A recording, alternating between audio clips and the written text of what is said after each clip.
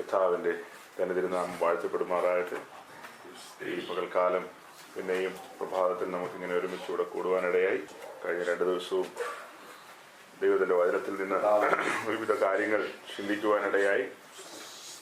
നമ്മുടെ ലക്ഷ്യം, ഞാനെൻ്റെ സഭയെ പണിയും, പാതാള ഗോപുരങ്ങൾ അതിനെ ജയിക്കുകയില്ല എന്ന് പറഞ്ഞ് അല്പമായി കാര്യങ്ങൾ കുറേയൊക്കെ പറയാനിടയായി.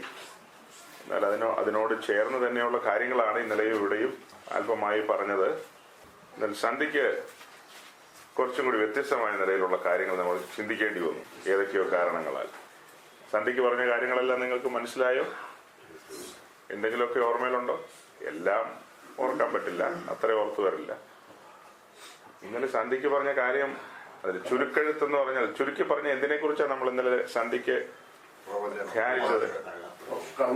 പ്രവചനം, കള്ളപ്രവചനം, എല്ലാവരും ഓരോരോ വാക്കുകൾ പറഞ്ഞു. അപ്പൊ എല്ലാം കൂടെ ചേർത്ത് വന്നാൽ പ്രവാചകൻ, പ്രവാചകി, പ്രവചനം, എല്ലാം വന്നു. ഏറെക്കുറെ വന്നു അല്ലെ? മൊത്തം ഒന്നും പറഞ്ഞില്ലെങ്കിൽ അത്യാവശ്യം മനസ്സിലാകേണ്ടത് അത്യാവശ്യം മനസ്സിലായില്ലെങ്കിലോ? മനസ്സിലാകാൻ പാകത്തിന് പറഞ്ഞെങ്കിലും നമുക്ക് മനസ്സിലായില്ല, എന്ത് ചെയ്യാൻ പറ്റും?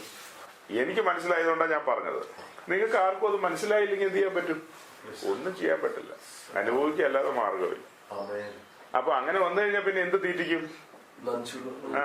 എന്ത് തീറ്റിക്കും? കാഞ്ഞിരം തീറ്റിക്കും. എന്ത് കുടിപ്പിക്കും? അത് അവരെ കുടിപ്പിക്കുന്ന കൂട്ടത്തിൽ നമ്മളും കുടിക്കേണ്ട ഉണ്ടോ? വരും, കുടിക്കേണ്ടി വരാം. ഇപ്പൊ പറഞ്ഞു കേട്ടില്ലേ, ഒരു പ്രവാചകന്റെ മകൾ സദസ്സിൽ നിന്നൊരു പെൺകൊച്ചിനെ കല്യാണം കഴിച്ചു.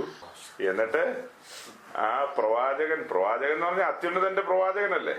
അങ്ങനെ വരുമ്പോ ആ പ്രവാചകന്റെ കൂട്ടത്തിൽ നടക്കുന്നതാകുമ്പോ ഭയങ്കര തന്റെ ഇടവും ധൈര്യവും ബലവും. നമുക്ക് അങ്ങനെ ഒരു പാരമ്പര്യമൊന്നുമില്ല, വെറൊരു യാക്കോക്കാരൻ ഇങ്ങനെ മാർഗത്തിലേക്ക് വന്നു. അപ്പൊ ആ പ്രവാചകന്റെ കൂട്ടത്തിൽ നിന്ന് വന്ന് നമ്മൾ എന്ത് ചെയ്യണം? ബലപ്പെടുത്തണം, ശക്തീകരിക്കണം. അതൊന്നും സാരമില്ല. വീടല്ല, എന്ത് കൂട് മാറിയാലും. നമ്മുടെ വീട് ഇവിടെയൊന്നുമല്ല, നമുക്ക് നമ്മുടെ പിതാവ് ഒരു ഭവനം ഒരുക്കുന്നുണ്ട്. നമ്മള് അതിനെങ്ങനെ ഇപ്പൊ ആമീൻ പറയുന്നത്? ആമീൻ പറഞ്ഞില്ലെന്ന്. നമ്മുടെ പ്രവാചകന്റെ വിശ്വാസി എന്ത് ചെയ്തില്ല? ആമീൻ പറഞ്ഞില്ല. പകരം മാറത്തടിയായിരുന്നു, സങ്കടമായിരുന്നു. നമ്മൾ ഈ പ്രവാചകന്റെ കൂടെ ജീവിച്ച ഈ പെൺകൊച്ചിനെ കല്യാണം കഴിക്കുമ്പോൾ ഒരു വലിയ സ്വപ്നമുണ്ട്. എന്താ? നമ്മളിതില് ഈ മാർഗത്തിൽ പുതിയ ആൾക്കാർ, നമ്മൾ പാരമ്പര്യ പെന്തിക്കോസ് അല്ല, നമ്മൾ ഈ സത്യം അറിഞ്ഞതിലേക്ക് വന്നു. അപ്പൊ വർഷങ്ങളായിട്ട് ഈ സത്യത്തിൽ നിൽക്കുന്ന ഇവര് നമ്മളെ എന്ത് ചെയ്യും? നമ്മുടെ ബലഹീനതകളും കഷ്ടങ്ങളുടെ ഒക്കെ നടുവിൽ ഇവര് നമ്മളെ താങ്ങും, ബലപ്പെടുത്തും. സാരമില്ല, നമുക്ക് ഒരുമിച്ച് മുട്ടുകുത്താം, പ്രാർത്ഥിക്കാം എന്നൊക്കെ പറഞ്ഞ സഹോദരി നമ്മളെ ബലപ്പെടുത്തുന്നല്ലേ നമ്മൾ ധരിക്കുന്നത്. പക്ഷേ പറഞ്ഞു കേട്ടതിൽ നിന്ന് എന്താ മനസ്സിലായേ? അകത്തൊന്നുമില്ല, പൊള്ളയാ. ദൈവത്തിന്റെ കൃപയാൽ പതിയെ അവന്റെ ചട്ടങ്ങളും പ്രമാണങ്ങളും പഠിച്ചതുകൊണ്ടല്ലേ ഇന്ന് ശാന്തമായി കുടുംബമായിട്ട് മുന്നോട്ട് പോകുന്നേ. അല്ലെങ്കിൽ എന്തായിരിക്കും അവസ്ഥ? സമാധാനം ഉണ്ടാവുമോ? സ്വസ്ഥത ഉണ്ടാവുമോ? ഒരാൾക്ക് അല്പം കാര്യം മനസ്സിലായി, ദൈവം വലിയവനും ഭയങ്കരനും മഹത്വാനുമാണ്, കളി നടക്കത്തില്ലെന്ന്. അപ്പൊ ആ ആള് ദൈവത്തെ ഭയപ്പെട്ടു. മറ്റേ ആൾക്ക് ഇതൊന്നും മനസ്സിലായിട്ടില്ല, തമാശയാന്ന വിചാരം. ദൈവത്തെ നമുക്ക് ഈ പറഞ്ഞ രീതിയിൽ അലക്കാതെയും കുളിക്കാതെയും വെള്ളം കുടിക്കാതെയും വെള്ളം കുടിച്ചും ഒക്കെ പ്രസാദിപ്പിക്കാൻ പറ്റുമോ? ഇതെന്നാ ഹിന്ദുക്കളുടെ സന്യാസ മാർഗമാണോ? ഒറ്റക്കാലയിൽ നിന്ന് തപസ് അനുഷ്ഠിക്കുക. ഇന്ന് ഈ ഉപവാസം എന്നൊക്കെ പറയുന്നത് കേൾക്കുമ്പോ അയ്യോ ഭയം തോന്നും. പലരും കാട്ടിക്കൂട്ടുന്ന കണ്ടു കഴിഞ്ഞു. ചിലര് ഉപവാസം എന്ന് പറഞ്ഞ അവര് ശുശ്രൂഷകന്മാരെ ഇത് പറയുമെങ്കിലും അവർ വലിയ ജ്യൂസൊക്കെ കുടിച്ച്, ഒരു ദിവസം 4, 5, 10 ജ്യൂസൊക്കെ കുടിച്ച്, 21 ഗ്ലാസ് ചായ ഒക്കെ കുടിച്ച്, 21 ഗ്ലാസ് ചായ കുടിച്ച ഒരു പ്ലേറ്റ് ചോറുണ്ടതിനേക്കാളും സെറ്റപ്പാ. പിന്നെ എന്തിനെത്ര വാടകയ്ക്ക് ഉപവസിക്കുന്നത്? എത്ര ഇവര് ഉപവാസം എന്നുള്ളതുകൊണ്ട് ഉദ്ദേശിക്കുന്നത്? തുറന്നു പറഞ്ഞാൽ ഒറ്റ വാക്കിൽ അത് പറഞ്ഞങ്ങ് തീർക്കാം. എന്താ ഒറ്റ വാക്കി പറയാവുന്നത്? ഇതെല്ലാം ശുദ്ധ നശിപ്പുകൾ, വെട്ടിപ്പുകൾ. ഇതിനെല്ലാം പിടിക്കുന്നൊരു ദിവസം വരും. ഇതിനെല്ലാം കൂട്ടുകൂടുന്നവനാ ഏറ്റവും കൂടുതൽ അടി കിട്ടാൻ പോകുന്നത്. ഇത്തരം കാര്യങ്ങൾക്കെല്ലാം കൂട്ടുകൂടുന്ന ആളുകൾക്ക് ഡബിളും ത്രിബിളും കിട്ടും. ഇന്നത്തെ ഉപവാസ പ്രാർത്ഥനയിൽ ഈ എണ്ണ പാടിയാൽ എണ്ണമില്ലാത്ത നന്മകൾക്ക് വേണ്ടിയാ. ഞാൻ ഇന്നലെ പറഞ്ഞു 2-3 കാര്യം പറയണമെന്ന്. ഇന്നും പറയണമെന്ന് എനിക്കങ്ങ് വരുന്നില്ല. ഏതാ? നന്മ, അനുഗ്രഹം ഇത്യാദി കാര്യങ്ങളെ കുറിച്ച് മനസ്സിലാക്കിയില്ലെങ്കിൽ മുന്നോട്ട് വണ്ടി ഓടത്തില്ല.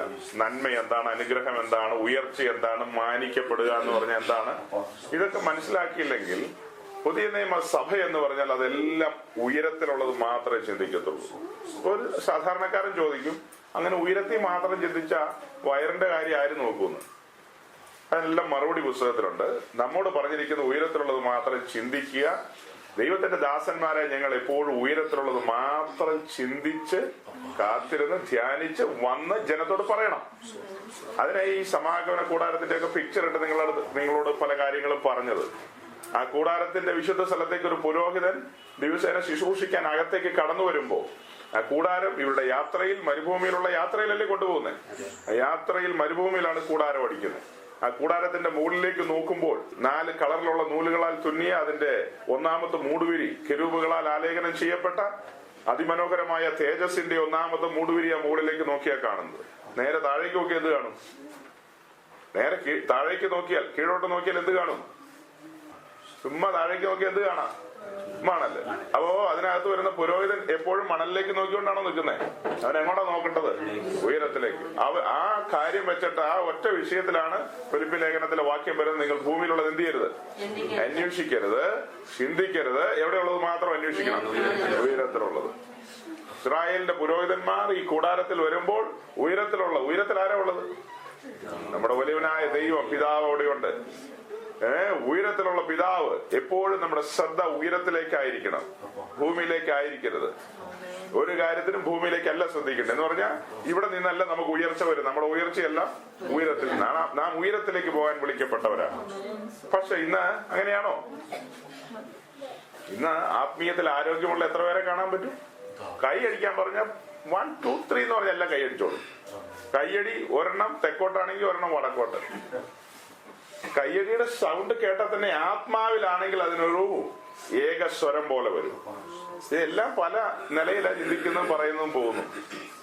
ആത്മാവാണ് എന്നെ കൊണ്ട് കൈയടിപ്പിക്കുന്നെങ്കിൽ, ഓരോരുത്തരെ കൊണ്ട് കൈയടിപ്പിക്കുന്നെങ്കിൽ അത് എങ്ങനെ വരും? ഒരേ താളത്തിലേക്ക് വരും, ഒരേ താളത്തിൽ അവസാനിക്കും. അതെല്ലാം അങ്ങനെ സംഭവിക്കും. ഈ ശരീരം സമർപ്പിക്കപ്പെട്ട ശരീരമാണ്. ഇതിനകത്ത് ആത്മാവ് വസിക്കുന്നുണ്ടെങ്കിൽ ആത്മാവിന്റെ നിയന്ത്രണത്തിലാണ് ആരാധനകളും കാര്യങ്ങളും നീങ്ങുന്നതെങ്കിൽ സ്വാഭാവികമായി ഒരാൾ അത് ശ്രദ്ധിക്കുമ്പോൾ എന്ന് മനസ്സിലാവും, ഇതൊരു വ്യക്തിയല്ല ഇത് ചെയ്യുന്നത്, ഇതിന്റെ പിറകിൽ എന്തോ ഉണ്ട്, ഇവരെ ഒരുമിപ്പിക്കുന്ന എന്തോ ഉണ്ട് എന്ന് പുറമേ ഉള്ള ഒരാൾക്ക് മനസ്സിലാവില്ലേ? 100 കൂട്ടം ചിന്തകൾ, 100 കൂട്ടം കാര്യപരിപാടികളുമായിട്ടാണ് എല്ലാവരും നടക്കുന്നത്. അവരുടെ ഉള്ളിൽ ഒരിക്കലും ഉയരത്തിലെ കാര്യങ്ങളല്ല, അടിസ്ഥാനപരമായ കാര്യങ്ങളിലേക്ക് നാം മടങ്ങി വരണം. അതിനാണ് ദൈവം തന്റെ സഭയിൽ പ്രവാചകന്മാരെ ആക്കിയിരിക്കുന്നത്. ദൈവത്തിന്റെ സഭയിൽ പ്രവാചകന്മാരെ ആക്കിയിരിക്കുന്നത് എന്തിനാ? നമ്മെ വചനത്തിലേക്ക് മടക്കിക്കൊണ്ടുവന്ന് യഥാസ്ഥാനപ്പെടുത്തണം. നമ്മൾ ഇന്നലെ ചിന്തിച്ച പോലെ യൂദായും ശീലാസും പ്രവാചകന്മാരാകൊണ്ട് പല വചനങ്ങളാലും അവരെ പ്രബോധിപ്പിച്ച് ഉറപ്പിച്ചു. ജനത്തെ ഉറപ്പിക്കുന്നത് എന്തിനാ? വചനം. പ്രവാചകന്റെ കയ്യിൽ വചനം വേണം. വചനം അറിയാവുന്ന പ്രവാചകൻ എവിടെയുണ്ട്? ദൂത് പറയും. നമ്മൾ പറയും എന്താ ഈ ദൂത്? ദൂത്. എന്താ ദൂത്? നമ്മുടെ പ്രവാചകനും പ്രവാചകി എന്നൊക്കെ പറഞ്ഞ് നടക്കുന്നവർ പറയുന്നേക്കാൾ സൂപ്പർ ദൂതുകൾ പറയുന്ന ജ്യോതിഷന്മാര് കേരളത്തിലുണ്ട്. നിങ്ങൾ ഇന്ന് രാവിലെ തിന്നത് സാമ്പാറാണോ ഇഡ്ഡലിയാണോ എന്നുള്ളത് കൃത്യം പറയുന്ന ആൾക്കാരെ ഞാൻ എത്ര പേരെ വേണേലും കാണിച്ചു തരാം. അങ്ങനെ നോർത്ത് ഇന്ത്യയിലുള്ള ഒരു വലിയ ദിവ്യനാണ് ബാബ രാംദേവ്. പേര് കേട്ടയാളായത്. അയാള് പ്രവചിക്കുന്നതിലൂടെ എത്ര പ്രവാചകൻ പ്രവചിക്കും? 50 കൊല്ലം മുമ്പുള്ള കാര്യങ്ങൾ കൃത്യം പറയും.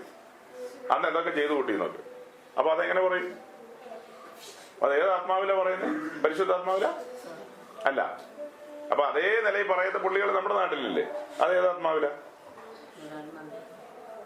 ഏതോ ഒരാത്മാവില്. അതാണ് ഈ സത്യം അല്ലെ? ദൈവത്തിന്റെ ആത്മാവിലാണെങ്കിൽ ദൈവത്തിന്റെ പ്രവാചകൻ പബ്ലിക്കിനോട് പ്രവാചകൻ സംസാരിക്കുവാണേലും അവൻ ലോകത്തോട് പറയുമ്പോ ലോകത്തിന് പാപത്തെക്കുറിച്ചും നീതിയെക്കുറിച്ചും ന്യായവിധിയെക്കുറിച്ചുള്ള ബോധ്യമാണ് കൊടുക്കുന്നത്. സഭയ്ക്കകത്ത് വരുമ്പോ പ്രവാചകൻ സകല സത്യത്തിലും സഭയെ വഴി നടത്തും. പുറമേ പ്രവാചകൻ എന്ത് ചെയ്യും? ദൂതറിയിക്കും. പാപത്തെക്കുറിച്ചുള്ള ദൂതറിയിക്കും. പബ്ലിക്കിനോട് സംസാരിക്കും ദൈവത്തിന്റെ പ്രവാചകൻ. ന്യായവിധി ഉണ്ടെന്നുള്ള കാര്യം അറിയിക്കും. സഭയ്ക്കകത്ത് വരുമ്പോ എന്ത് പറയും? സകല സത്യത്തിലും നീ പോകുന്ന വഴി ശരിയല്ല, ശരിയായ മാർഗത്തിലല്ല നീ. സഭ എന്ത് ചെയ്യും? യഥാർത്ഥ യേശു പറഞ്ഞ വഴി, ഞാൻ തന്നെയാണ് വഴി എന്ന് പറഞ്ഞ, ഞാൻ തുറന്ന വഴി, ഞാൻ നടന്ന വഴി, ഞാനാണ് വഴി, എന്റെ ഉപദേശം മുറുകെ പിടിച്ചുകൊണ്ട് എന്റെ വഴിയിലൂടെ നടന്നാൽ നീ ലക്ഷ്യത്തിൽ വരും. അങ്ങനെ ഒരു യാത്രയല്ലാതെ സഭയിലെ ഒരു വ്യക്തിയാകട്ടെ, ഒരു കുടുംബമാകട്ടെ, സഭ ഒന്നടങ്കമാകട്ടെ, ചിലപ്പോ വഴി മാറാം. സഭയിലൊരു വ്യക്തിയാകാം, ഒരു കുടുംബമാകാം, പിന്നെ സഭ ഒന്നടങ്കം എന്ത് ചെയ്യാം? വഴിമാറാം. ഇപ്പൊ പറഞ്ഞ പോലെയുള്ള പ്രവാചകന്മാരുടെ കൂട്ടം അതൊക്കെ ഒന്നടങ്കം വഴി തെറ്റിപ്പോയത്. അതെല്ലാം പാതാളത്തിന്റെ ആടുകളായിട്ട് എണ്ണപ്പെട്ട് കഴിഞ്ഞിരിക്കുകയാണ്. അവർക്കൊന്നും ദൈവമായിട്ടൊരു ബന്ധമില്ലെന്ന് ദൈവദാസനായ ഞാൻ പരസ്യമായി പ്രഭാതത്തിൽ സഭായോഗത്തിൽ പറയുകയാണ്. ആ കൂട്ടത്തിൽ നിന്നൊക്കെ പോന്നിട്ട് ഇന്നും നെഞ്ചുവേദനയും ആവലും ആദിയും വ്യാധിയും ഒക്കെ ഉള്ള ആരെങ്കിലും ഉണ്ടോ അവിടെ? ഉണ്ടെങ്കിൽ ഓർത്തോ, അത്യുന്നതിന്റെ സന്നദ്ധയിൽ ഇരുന്ന് ഒരുത്തിന് ആദി പിടിക്കാനോ വ്യാധി പിടിക്കാനോ ദൈവം അനുവദിക്കുവോ? അപ്പൊ പിന്നെ ദൈവത്തിന്റെ കരം കുറുകിപ്പോയിന്ന് നാം നിശബ്ദമായി പറയുകയാണത്. ഒരു ദൈവ പൈതൽ ദൈവത്തിന്റെ സന്നിധിയിലിരുന്ന് അനാവശ്യമായി വിചാരപ്പെടുക എന്ന് പറഞ്ഞാൽ പലവട്ടം പറയുക, വിചാരപ്പെടണ്ട, എന്റെ കരം കുറുകിപ്പോയിട്ടില്ല, ഞാൻ ജീവനുള്ള ദൈവമാണ്, ഞാൻ സകലത്തെയും എന്റെ കരത്തിൽ വഹിക്കുകയാണ്, നിന്നെയും ഞാൻ. ഇന്ന് നിങ്ങൾ വായിച്ച സങ്കീർത്തനം ഏതാ? 147. അതിൽ 4-ാം വാക്യം വായിച്ചേ. അവൻ നക്ഷത്രങ്ങളെ, നക്ഷത്രങ്ങൾ 1, 2, 3 ഒക്കെയാണോ? അത്രമാത്രം നക്ഷത്രങ്ങളുടെ എണ്ണം, കോടാനുകോടി നക്ഷത്രങ്ങൾ. ഈ നക്ഷത്രങ്ങളുടെ എല്ലാം എണ്ണം നോക്കുന്ന ആരാ? നമ്മുടെ പിതാവ്. അവയ്ക്കെല്ലാം എന്ത് വിളിക്കുന്നു? അതിനെല്ലാം അതാതിന്റെ പേര് വിളിക്കുന്നു. അപ്പൊ അത്രയും വലിയവനും ഭയങ്കരനുമായ ദൈവം എന്റെ പിതാവാണ്. ആ ദൈവത്തിന് എന്റെ പേരറിയത്തില്ലേ?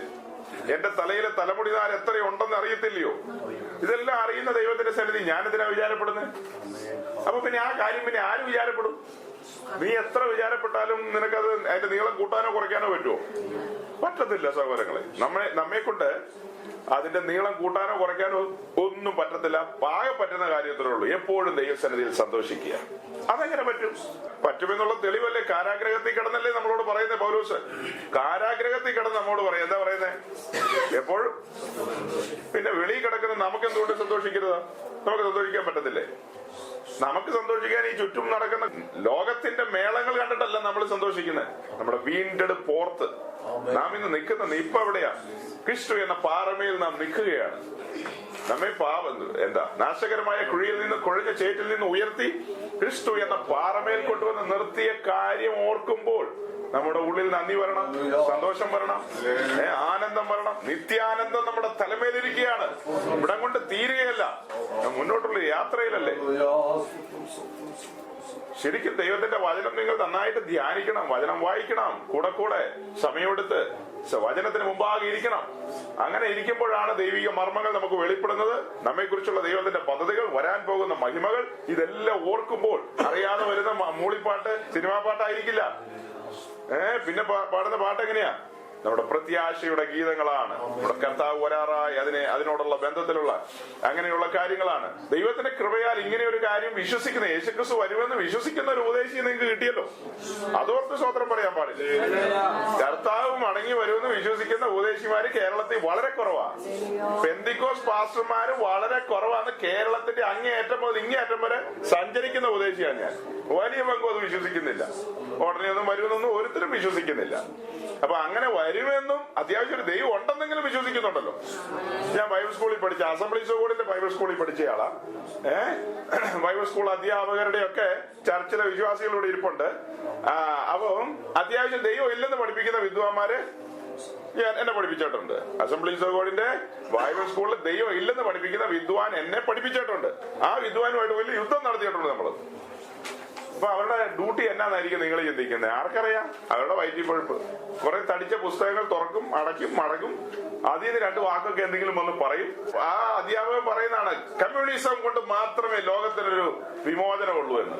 കമ്മ്യൂണിസത്തിന്റെ ശക്തി കൊണ്ടാണ് ലോകത്തിന് വിമോചനം ഉണ്ടാകുന്നത്.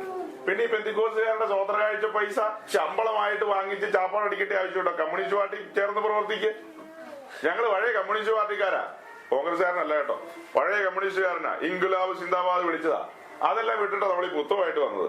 ഇപ്പൊ ഇവിടെ വന്നപ്പോ പറയാം കമ്മ്യൂണിസം കൊണ്ടാണ് നടക്കത്തുള്ളൂ, പെന്തിക്കോസ് കൊണ്ടൊന്നും നടക്കത്തില്ലെന്ന്. നീ പിന്നെ എന്തിനാ ഇതിനകത്ത് കുപ്പായോട്ടിരിക്കുന്നത്? സഭയ്ക്ക് ആരംഭ കാലഘട്ടത്തിൽ നയിക്കാൻ അപ്പോസ്തലന്മാരുണ്ടായിരുന്നു. അപ്പോസ്തോലിക അധികാരം ഭയങ്കരമാണ്. അപ്പോസ്തലന്മാർ വിവേചിക്കും കാര്യങ്ങൾ. ഈ 5 വിധ ശുശ്രൂഷകരും അപ്പോസ്തലന്മാരെല്ലാം കാര്യങ്ങളെ വിവേചിച്ച് ഒരുവൻ അകത്ത് വരുമ്പോൾ, നമ്മൾ എഫേസ്യ സഭയെടുത്ത് പഠിക്കുമ്പോ അകത്ത് വന്ന ആളുകൾ ആരെന്നാ കണ്ടത്? അപ്പോസ്തലന്മാരല്ലാതിരിക്കെ. വായിച്ചിട്ടില്ലേ അത്?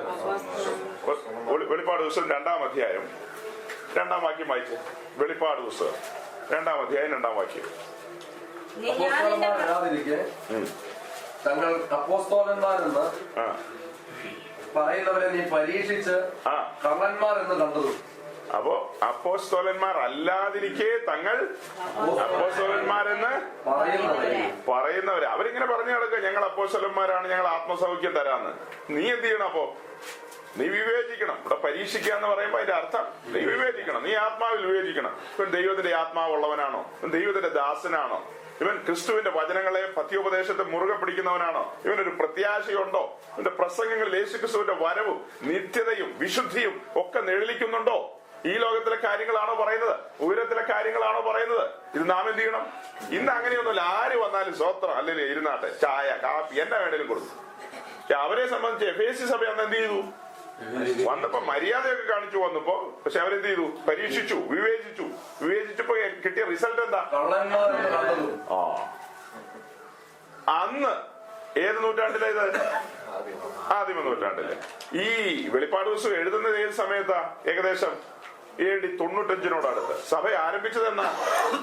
ഏകദേശം AD 30 ഏകദേശം AD 30 ആരംഭിച്ച സഭ AD 95 അപ്പോസ്തലനായ കർത്താവിന്റെ കൂടെ നടന്ന 12 ശിഷ്യന്മാരിൽ തന്നെ ഒരുത്തൻ. അത് കഴിഞ്ഞ് ചത്തുപോയിട്ട് പിന്നെ കുറെ ആൾക്കാർ വന്നതല്ല. ഈ കർത്താവിന്റെ കൂടെ നടന്ന് കണ്ടും കേട്ടും തൊട്ടും രുചിച്ചും ഒക്കെ അറിഞ്ഞ യോഹന്നാനാ എഴുതുന്നത് ഈ കാര്യങ്ങള്. അപ്പൊ സഭയുടെ ഏറ്റവും ആരംഭ കാലഘട്ടത്തിലെ കാര്യമാണ് പറയുന്നത്. അന്ന് ആര് കടന്നു വന്നു? കള്ളയപ്പോസ്തലന്മാർ. കള്ളയപ്പോസ്തലന്മാരുണ്ട്, കള്ളപ്രവാചകന്മാരുണ്ട്, കള്ള ഉപദേഷ്ടാക്കന്മാർ. അതാണ് ദുരുപദേഷ്ടാക്കന്മാർ, കള്ള ഇടയന്മാർ. അപ്പൊ എല്ലാ സാധനവും വന്നില്ലേ? കള്ളയപ്പോസ്തലന്മാർ, കള്ളപ്രവാചകന്മാർ, ദുരുപദേഷ്ടാക്കന്മാർ, ഉപദേശ പെശക് പ്രസംഗിക്കുകയും പഠിപ്പിക്കുകയും ചെയ്യുന്നവർ, പിന്നെ കള്ള ഇടയന്മാർ. ഇതെല്ലാം പുസ്തകത്തിലെ വാക്കുകളാ. പിന്നെ വെളിച്ചദൂതന്റെ വേഷം ധരിക്കുന്നവർ, അങ്ങനെ ആകാത്ത വേലക്കാർ, എന്തുമാത്രം. ഇതെല്ലാം 1-ാം നൂറ്റാണ്ടിൽ വന്നെങ്കിൽ ഈ ഒടുക്കത്തെ നൂറ്റാണ്ടിൽ ഈ സാധനങ്ങളൊക്കെ ഉണ്ടോ ഇല്ലയോ? ഇപ്പൊ ഉണ്ടാകുമോ? ഇപ്പൊ കാണുന്നതിൽ ഏറിയ പങ്കും ഈ സാധനങ്ങളാ. ഇതിൽ നെല്ലും പതിരും നാം തിരിച്ചറിയണം. 1-ാം നൂറ്റാണ്ടിൽ തന്നെ ഗോതമ്പ് വിതച്ചു. ഈ പറഞ്ഞ കാലഘട്ടത്തിൽ ആരംഭത്തിൽ തന്നെ എന്ത് വിതച്ചു? ഗോതമ്പ് വിതച്ചു. ആ കാലഘട്ടത്തിൽ തന്നെ എന്ത് വന്നു വീണു? കള വന്നു വീണു. ആ കാലഘട്ടത്തിൽ നമുക്ക് ഇങ്ങനെ പഠിക്കാൻ വേണ്ടി മനസ്സിലാക്കാം. ഏകദേശം 90% ഗോതമ്പ് തന്നെ കാണാം. നമുക്ക് അതിനകത്ത് ആദിമ കൂട്ടത്തിൽ ഒരു 10% എന്ത് കാണാം? കളയും കാണാം. ഒടുക്കത്തേക്ക് വന്നപ്പോ, ഇപ്പോഴത്തേക്ക് വന്നപ്പോ, ഈ സമയത്തേക്ക് വന്നപ്പോ ഒരു 90% എന്ത് കാണും? കള കാണാം. 10% എന്ത് കാണും? ഏറിയ പങ്കും കളയാ. കളയിൽ നിന്ന് ഫലം ഉണ്ടാകുമോ? ഒരു ഫലവും കാണുന്നില്ലല്ലോ. ആത്മാവിന്റെ ഫലങ്ങൾ എന്തെങ്കിലും കാണുന്നുണ്ടോ? അതേസമയം ഗോതമ്പിൽ നിന്ന് എന്ന് പറഞ്ഞാൽ അതിൽ നിന്നല്ലേ അതിന്റെ ഫലം വരത്തുള്ളൂ. ഗോതമ്പ് അല്ലെങ്കിൽ നമുക്ക് നെല്ലറിയാം, നെൽമണി. അത് വളർന്ന് പൊങ്ങി അത് കതിരിട്ടുന്ന സമയമായി കഴിയുമ്പോൾ അത് പയ്യെ എന്ത് ചെയ്യും? ഒന്ന് വളയും. ആ ഫലം പുറപ്പെടുവിക്കുന്ന സമയമാകുമ്പോൾ അത് പതിയെ ഒന്ന് കുമ്പിടും, ഒന്ന് വളയും, ഒന്ന് വളഞ്ഞു നിൽക്കും. അതേസമയം ഈ കളകൾ എങ്ങനെ നിൽക്കും? ഇങ്ങനെ പൊങ്ങി നിൽക്കും. ആരാന്നറിയാവോ ഞാൻ ചോദിച്ചു. അതേസമയം ഗോതമ്പ് പതിയെ ഫലം ഉള്ളതുകൊണ്ട് എന്ത് ചെയ്യും? അത് അങ്ങനെ അങ്ങ് തലമുക്കിയൊന്നും വരത്തില്ല, ശാന്തമായിരിക്കും കാര്യങ്ങളെല്ലാം. ഇത് കണ്ടറിയാം. നമുക്ക് കൂടുതലൊന്നും വർത്തമാനമൊന്നും പറയണ്ട. വർത്തമാനം പറഞ്ഞാൽ കുറച്ചും കൂടെ മനസ്സിലാവും. വാ തുറന്നാൽ കുറച്ചും കൂടി മനസ്സിലാവും. നമ്മുടെ ലക്ഷ്യങ്ങൾ എന്താ, പ്രത്യാശ എന്താ, കാര്യപരിപാടി എന്താ. അതൊരു പാസ്റ്ററോട്ട് 15 മിനിറ്റ് സംസാരിച്ചാൽ മതി. ഒരു ചർച്ചിൽ പോയി ആ പാസ്റ്ററുടെ ലീഡിങ്ങും പുള്ളിയുടെ 2-3 വർത്തമാനം പറയൂലോ. അതും വിശ്വാസികളുടെ പ്രാർത്ഥന. വിശ്വാസികളുടെ പ്രാർത്ഥന കേട്ടാൽ വിശ്വാസികൾ എടുക്കുന്ന പാട്ട്, വിശ്വാസികളുടെ സാക്ഷ്യം, പിന്നെ പാസ്റ്റർ ഒരു സങ്കീർത്തന പ്രബോധനം, ഇതൊക്കെ ആയിട്ട് എഴുന്നേൽക്കുമ്പോൾ നമുക്ക് മനസ്സിലാകും. അതിന് വലിയ 6th സെൻസ് ഒന്നും വേണ്ട. ചുമ്മാ സാധാരണ നിലയിൽ ഇരുന്നങ്ങ് മനസ്സിലാക്കിയാൽ മതി ഈ വണ്ടി എങ്ങോട്ട് ഓടുന്നതാണ്. 2 വഴികളുണ്ട്. ഒന്ന് വിശാലമായ വഴിയും ഇടുക്കവും ഞെരുക്കമുള്ള വഴിയും. അപ്പൊ ഇടുക്കവും ഞെരുക്കമുള്ള വഴിയിലൂടെ പോകുന്ന ആൾക്കാരും അവരുടെ സന്തോഷവും അവരുടെ പ്രത്യാശയും അവരുടെ കാര്യപരിപാടിയും കണ്ടാൽ മനസ്സിലാക്കാം. അവർക്ക് ഉള്ളതിൽ അവർ തൃപ്തരാണ്. ഇനി എത്ര തന്നാലും സ്വോത്രം, തന്നില്ലേലും. ആ പഴയ നിയമത്തിലെ ഭക്തന്മാര്, നമ്മൾ പറഞ്ഞു, ഈ പഴയ നിയമത്തിലെ ഭക്തന്മാരെന്ന് ഞാൻ ഇടയ്ക്കിടയ്ക്ക് പറയുന്നത് എന്താ? അവരുടെ നിലയല്ല നമ്മുടെ നില, നമ്മുടെ ഉയർന്ന നിലയാണ്, അവരുടെ താഴ്ന്ന നിലയാണ്. അപ്പൊ ആ താഴ്ന്ന നിലയിൽ പോലും അവർ പറയാണ്, വിടുവിച്ചാലും കൊള്ളാം, വിടുവിച്ചാലും കൊള്ളാം. അവർക്ക് അങ്ങനെ പറയാമെങ്കിൽ പിന്നെ നമുക്ക് എങ്ങനെ പറയാം? ഈ ആദിമ സഭയൊക്കെ ചിന്തിച്ചു നോക്കി, എത്ര പോരാട്ടത്തിലൂടെ, പീഡനങ്ങളിലൂടെയാണ് കടന്നുപോയത്. ആ സമയത്തും അവര് വിടുതലിന് വേണ്ടി ഓടി നടക്കുകയായിരുന്നോ? വിടുവിച്ചാലും കൊള്ളാം, വിടുവിച്ചില്ലെങ്കിലും കൊള്ളാം, ഞങ്ങൾ പാപത്തിൽ നിന്ന് വിടുവിക്കപ്പെട്ടു. ശാപത്തിൽ നിന്ന് വിടുവിക്കപ്പെട്ടു. ഇന്ന് ഞങ്ങൾ ദൈവ കുടുംബത്തിലെ അംഗങ്ങളാ. വലിയവനായ ദൈവം ഞങ്ങളുടെ പിതാവ്, ഞങ്ങൾ അവനെ അബ്ബാ പിതാവ് എന്ന് വിളിക്കുന്നു. ഈ രാത്രി ഞങ്ങളുടെ പ്രാണൻ എടുത്താലും സ്തോത്രം, എടുത്തില്ലേലും സ്തോത്രം. ഇനി ഞങ്ങൾ ജീവിക്കുന്നുണ്ടെങ്കിൽ ആർക്ക് വേണ്ടിയാ? കർത്താവിന് വേണ്ടിയാ, ക്രിസ്തുവിന് വേണ്ടിയാ. ഞങ്ങളുടെ ഇഷ്ടകാലം ഇനി ഞങ്ങൾക്ക് വേണ്ടിയല്ല. ഞങ്ങളെ ഒരുവൻ വിലയ്ക്ക് വാങ്ങി. ഇനി അവന്റെ ഇഷ്ടപ്രകാരം ഞങ്ങളുടെ ജീവിതം, ഞങ്ങളുടെ ജോലി, ബിസിനസ്, കൃഷി എന്ന് വേണ്ട സകലതും ദൈവനാമ മഹത്വത്തിനും മഹിമയ്ക്കും വേണ്ടിയാ. വല്ല പ്രകാരത്തിൽ ഇതിനകത്ത് ഞെരങ്ങിക്കൊണ്ടിരിക്കുക. ഈ പ്രവാസകാലം ഒന്ന് ഭയത്തോടെ കഴിച്ച് തീർത്ത് ഇവിടെ നിന്നൊന്ന് എന്ത് ചെയ്യണം? വരാൻ പോകുന്ന മഹിമയിലേക്ക്, ആ മഹത്വത്തിലേക്ക് ഞങ്ങൾക്കൊന്ന് കടക്കണം. ഇത് ഓരോ ദിവസവും തള്ളി തള്ളി തള്ളി വിടുകയാ. ഓരോ ദിവസം എന്ത് ചെയ്യാ? തള്ളി തള്ളി പുറകോട്ട് വിടുക. അതിന് നമ്മൾ കഴിഞ്ഞ തവണ ഒരു ഉദാഹരണം പറഞ്ഞു. സഭയെന്ന് പറഞ്ഞാൽ വിവാഹ നിശ്ചയം കഴിഞ്ഞ ഒരു പെൺകുട്ടിയാണ്, ഒരു കന്യകയാണ്. സഭയെന്ന് പറയുന്നത് വിവാഹ നിശ്ചയം കഴിഞ്ഞ ഒരു പെൺകുട്ടിയാണ്, ഒരു കന്യകയാണ്. അപ്പൊ ഇനി എന്ത് നടക്കണം? വിവാഹം നടക്കണം. വിവാഹ നിശ്ചയം കഴിഞ്ഞ പെണ്ണ് കല്യാണത്തെ കുറിച്ച് മറന്നുപോകും. പിന്നെ ഒരു 5 ഇന്ന് കല്യാണ നിശ്ചയം കഴിഞ്ഞിട്ട് ഒരു 2 കൊല്ലം കഴിഞ്ഞിട്ടാ കല്യാണം എന്ന് വിചാരിച്ചോ. ഇന്ന് കല്യാണ നിശ്ചയം 2 കൊല്ലം കഴിഞ്ഞ, സാധാരണ 2 മാസം 1 മാസം ഒക്കെയാ. ഒരു 2 കൊല്ലം കഴിഞ്ഞ കല്യാണം, അല്ലെ 3 കൊല്ലം കഴിഞ്ഞ കല്യാണം. 3 കൊല്ലം അല്ല 300 കൊല്ലമായാലും ആ പെണ്ണ് മറന്നുപോകുന്നത്. സാധാരണ പെണ്ണാണെങ്കിൽ മറന്നുപോകില്ല. അപ്പൊ ഇവിടത്തെ പെണ്ണുങ്ങളെല്ലാം എന്ത് ചെയ്തു? സഭ എന്ന പെണ്ണെന്ത് ചെയ്തു? ഇപ്പോ എല്ലാം മറന്നുപോയി. ഈ ഓർമ്മയുള്ള എത്ര പേരുണ്ട്? കല്യാണ നിശ്ചയം കഴിഞ്ഞ പെണ്ണാ ഞാന്. മറ്റ് സ്ത്രീകളെ, മറ്റ് പെൺകുട്ടികളെ പോലെ എനിക്ക് എന്ത് ചെയ്യാൻ പറ്റില്ല. നടക്കാനോ ഇരിക്കാനോ കിടക്കാനോ ഒന്നും പറ്റത്തില്ല. ഞാനൊരു പ്രത്യേകതയുള്ള ആളാണ് എന്ന ബോധ്യം എത്ര പേർക്കുണ്ട്? ഇനി അങ്ങനെ ഈ ബോധ്യം ഈ പെണ്ണിന് നഷ്ടപ്പെടുമ്പോ ഈ കന്യകയ്ക്ക് ആ ബോധ്യമൊക്കെ നഷ്ടപ്പെട്ട് ഏതിലെങ്കിലും അങ്ങോട്ടും ഇങ്ങോട്ടും ഒക്കെ പോകുമ്പോഴാണ് ഈ പ്രവാചകം വരുന്നേ. അതെ, ഇങ്ങോട്ട് വന്നേ, നീ എങ്ങോട്ടേ പോകുന്നേ എന്ന് ചോദിക്കില്ലേ? ഈ വഴി മാറി പോയി കഴിഞ്ഞാൽ ഈ നിശ്ചയം കഴിഞ്ഞ പെങ്കൊച്ച് വരാൻ പോകുന്ന മണവാളനോ ഭയങ്കര തേജസിന്റെ മണവാളൻ, ആൾ ഉഗ്രനാണ്, ഭയങ്കരനാണ്, എല്ലാമാണ്. ആ മണവാളനോട് കൂടെ പോണെങ്കിൽ മണവാളൻ ആകെ ചോദിക്കുന്ന ശ്രീധരൻ ഇത്രയേ ഉള്ളൂ പെണ്ണിനോട്, വിശുദ്ധിയിൽ നിൽക്കണം. മണവാളൻ ചോദിക്കുന്ന ശ്രീധരൻ എന്താ? നീ ഒന്ന് വിശുദ്ധിയിൽ നിന്നാ മതി, അല്ല നിന്റെ ചില്ലറയൊന്നും ഇവിടെ വേണ്ട. അപ്പൊ അതിന് വിശുദ്ധി മലിനമാകുന്ന നിലയിൽ മറ്റ് പല സ്നേഹങ്ങളൊക്കെ അബദ്ധസഞ്ചാരങ്ങളൊക്കെ കാട്ടിക്കഴിഞ്ഞാൽ ഈ മണവാളിന് ഇഷ്ടപ്പെടുവോ? ഈ നാട്ടിൽ ആർക്കും ഇഷ്ടപ്പെടില്ല. പിന്നെ വരാൻ പോകുന്ന ആത്മമണവാളിന് ഒട്ടും ഇഷ്ടപ്പെടത്തില്ല. അപ്പൊ അതിനിടയിൽ വരികയാണ് ആര്? പ്രവാചകൻ. പ്രവാചകൻ വന്ന് പറയാം, മോളെ ഈ വഴി ശരിയല്ല. സഭയോടാണല്ലോ, കാന്തയല്ലേ, കാന്തനല്ലല്ലോ, കാന്ത. അപ്പൊ മോളെ എന്ന് വിളിക്കാം, എന്റെ കുഞ്ഞുങ്ങളെ എന്നൊക്കെ വിളിക്കാം. അങ്ങനെ വിളിച്ചിട്ട് എന്ത് ചെയ്യാം? ശരിയാക്കി കളയും. മര്യാദക്ക് മടങ്ങിപ്പോരെ, ഈ റൂട്ട് ശരിയല്ല, ആ കൂട്ടുകെട്ട് ശരിയല്ല, ആ ബന്ധം ശരിയല്ല, ആ ആലോചന ശരിയല്ല, ആ ചിന്ത പോലും ശരിയല്ല എന്ന് പറയില്ലേ? അപ്പൊ അങ്ങനെ പറഞ്ഞു കഴിഞ്ഞിട്ട് പിന്നെ റെസിപ്റ്റ് എഴുതി കൊടുക്കും. അപ്പൊ ഈ ഇത്രയും പറഞ്ഞതിന്റെ ഓക്കെ 2000 രൂപ, സ്വതന്ത്രം, ഹല്ലേലൂയ, റെസിപ്റ്റ്, ബില്ല് കൊടുക്കണ്ടേ? പ്രവാചകൻ ബില്ല് എഴുതി കൊടുക്കുന്നു. ഉടനെ വെളുത്ത കവറിലിട്ടിട്ട് നമ്മൾ ചുരുട്ടി കൂട്ടി പ്രവാചകന് ദൂത് പറഞ്ഞതിന്റെ പേരിൽ എന്ത് ചെയ്യുന്നു? ഈ പറഞ്ഞതിന്റെ ബില്ല് എഴുതി തന്നല്ലോ. അപ്പൊ എന്ത് ചെയ്യണം? വാങ്ങുന്നവന് സുബോധമില്ല, കൊടുക്കുന്നവന് ഒട്ടും സുബോധമില്ല. കൊടുക്കുന്നവന് എന്തെങ്കിലും സുബോധമുണ്ടോ? എന്തൊരു വലിയ ദുരന്തമാണ് നടക്കുന്നത്. എനിക്ക് പ്രസംഗിക്കാനും കൂടെ പറ്റുന്നില്ല. ഇതെങ്ങനെ പറഞ്ഞ ആളുകളെ ധരിപ്പിക്കും? ഈ ജനത്തെയെല്ലാം വഴിതെറ്റിക്കുന്നത് നടത്തിപ്പുകാരായ ഇടയന്മാരായിന്ന്. ഒരു ഇടയനെ ഇരുത്തിക്കൊണ്ട് ഞാനിത് പ്രസംഗിക്കാം. ഈ ഇടയെ സമ്മതിക്കുന്നോണ്ട് എനിക്ക് പ്രസംഗിക്കാം. വേറെ എവിടെയെങ്കിലും ആണെങ്കിൽ ചെവിക്ക് പിടിച്ച് ഇറക്കിയോളൂല്ലേ? നെടുമ്പാശ്ശേരി വഴിക്കൊക്കെ വന്നെങ്കിൽ എപ്പോ ഇറക്കി വിട്ടെന്ന് ചോദിച്ചാൽ മതി. ഒരു കാലത്ത് ഞാൻ ബഹുമാനിച്ചിരുന്നതാ എന്റെ ഭാര്യയുടെ പാസ്റ്റർ, എന്റെ ഭാര്യയുടെ മാതൃസഭയിലെ പാസ്റ്ററായിരുന്നു. ഇന്ന് പാറശാലക്കാരൻ ഡാൻസ് കളിക്കുന്നവനൊക്കെ വിളിച്ചാ ദൂത് പറയിപ്പിക്കുന്നത്. വഴിതെറ്റിപ്പോയി. ഞാൻ പറഞ്ഞതൊന്ന് പറഞ്ഞേരെ കേട്ടോ, വഴിതെറ്റിപ്പോയെന്ന്. നന്നായിട്ട് വചനം പ്രസംഗിച്ചുകൊണ്ടിരുന്നതാ. ദൂത് കർത്താവ് വരാൻ സമയമായി. ഇപ്പൊ ദൂത് പറയാനാണോ സമയം? കർത്താവ് വരാൻ സമയമായത് നാടുനീളെ വിളിച്ചു പറയേണ്ടവരല്ലേ നാം? ജനത്തെ ദൂത് പറയിച്ചോണ്ടിരിക്കുകയാണോ? രസിപ്പിച്ചോണ്ടിരിക്കുകയാണോ? തത്തമ്മ ഇറക്കി, തത്തമ്മേനെ അവിടെ നിന്ന് വിളിച്ചോണ്ട് വന്നിട്ട് കാർഡ് എടുക്കുക. കർത്താവ് ദുഃഖിക്കുക. നമ്മൾ ഇന്നലെ ചിന്തിച്ചു ആ കാര്യങ്ങളൊന്ന്, ഇന്നലെ പകലും കഴിഞ്ഞ ദിവസങ്ങളൊക്കെ ചിന്തിച്ച കാര്യങ്ങൾ ചിന്തിച്ച് വചനത്തിന്റെ ആഴങ്ങൾ ചിന്തിക്കുമ്പോൾ നാം പരിവപ്പെട്ട് ആയി വരേണ്ട മേഖലകളില്ലേ? യാഗപീഠം വഴി നമ്മുടെ കൂടാരത്തിന്റെ പടം ചിന്തിച്ചോ? പ്രാകാരത്തിലിരിക്കുന്ന ആദ്യത്തെ യാഗപീഠം വഴി നമ്മുടെ വീണ്ടെടുപ്പ് നടന്നു. ആ യാഗപീഠത്തിൽ ചിന്തിയ രക്തം മൂലം നമുക്ക് നീതീകരണം ലഭിച്ചു, അല്ലേ? നീതീകരണം ലഭിച്ചു. ഇനി നമ്മുടെ ജീവിതത്തിൽ, അനുദിന ജീവിതത്തിൽ വിശുദ്ധീകരണം വേണം. വിശുദ്ധിയിലേക്കുള്ള ഒരു യാത്രയാണിനി. അങ്ങനെ വിശുദ്ധിയിൽ മുന്നോട്ട് പോകാൻ അതിനുള്ള മാർഗം ആ ദൈവം നമ്മോട് പറയുന്നത്, നീ ഒരു സമർപ്പണത്തിലേക്ക് വരുമെങ്കിൽ, ഈ യാഗപീഠത്തിൽ നിന്നെ തന്നെ സമർപ്പിക്കുമെങ്കിൽ, നിന്നെ വീണ്ടെടുത്തു ഈ യാഗപീഠം വഴി.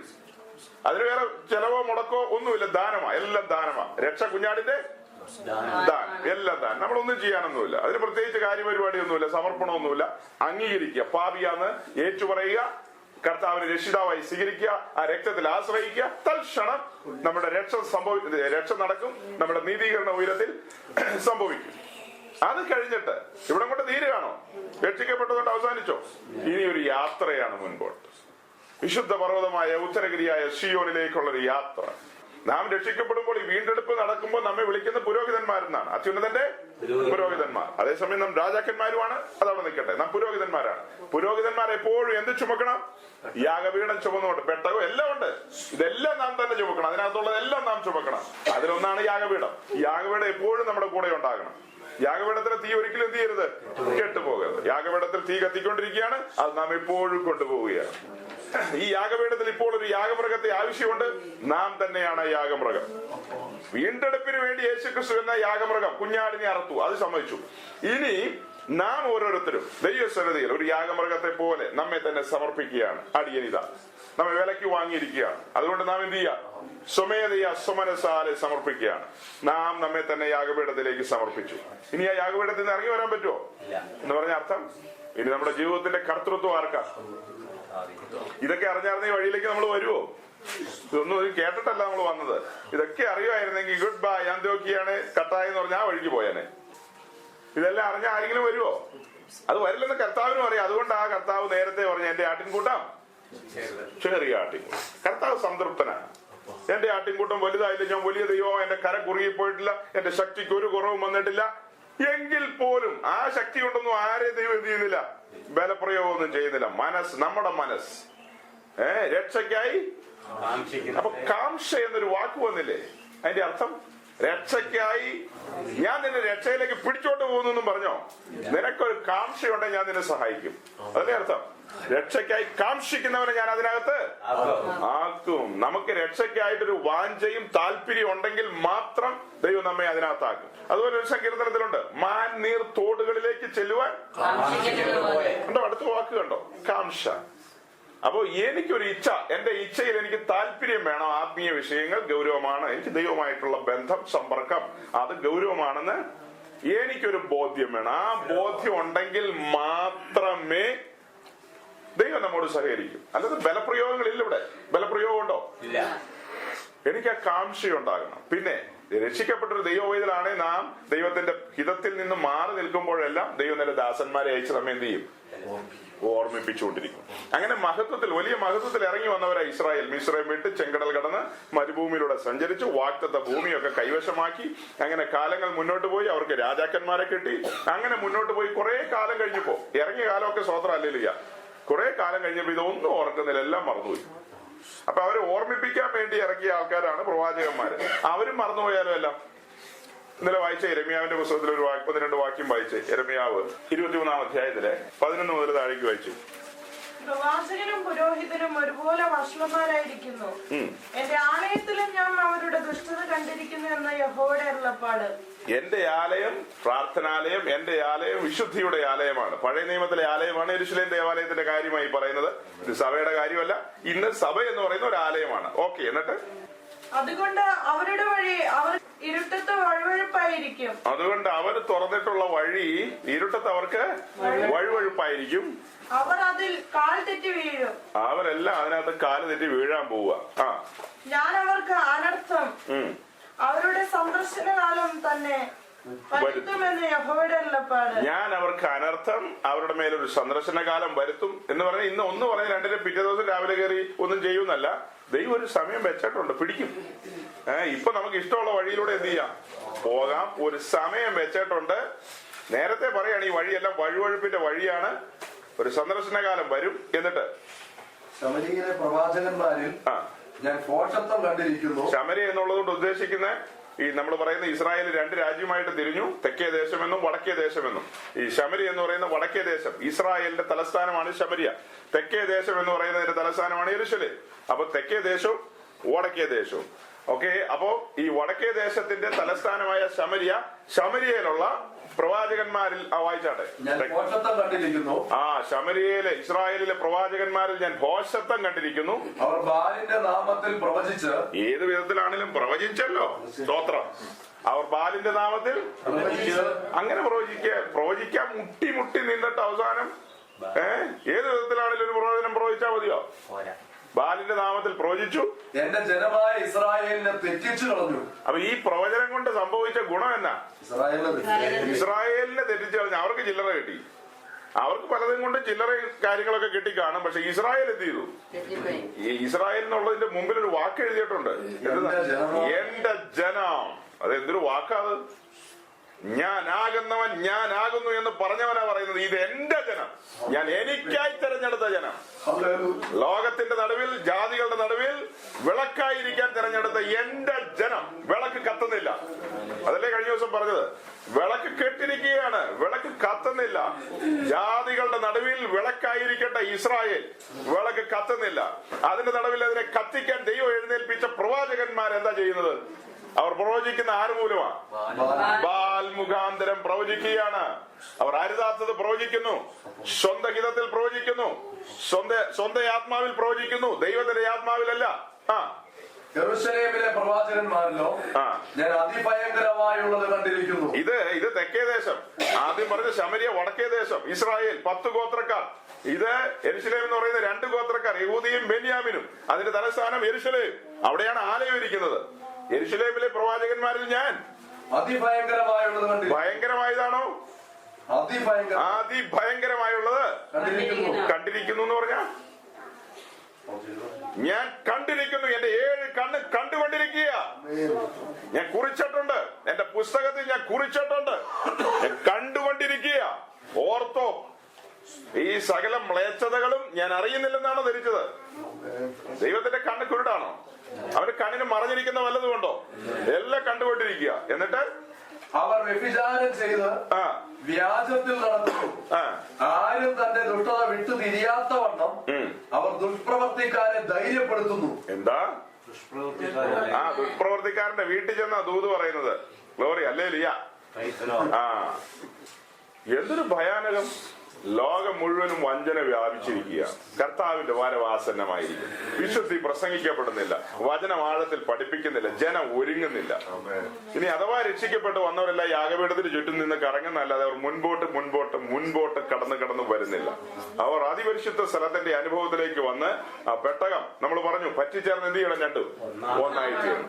അങ്ങനെ പറ്റിച്ചേർന്ന് ഒന്നായി തീരുമ്പോ അതിനിടയിൽ ഗ്യാസ് സിലിണ്ടർ ഇരിക്കുവോ? ചേർന്ന് വരുമ്പോഴത്തേക്ക് ഗ്യാസ് സിലിണ്ടർ ഇരിക്കുവോ? വ്യാജം നിന്റെ കൈകളെയും നിന്റെ നടപ്പുകളെയും എന്ത് ചെയ്യണം? വെടിപ്പാക്കണം.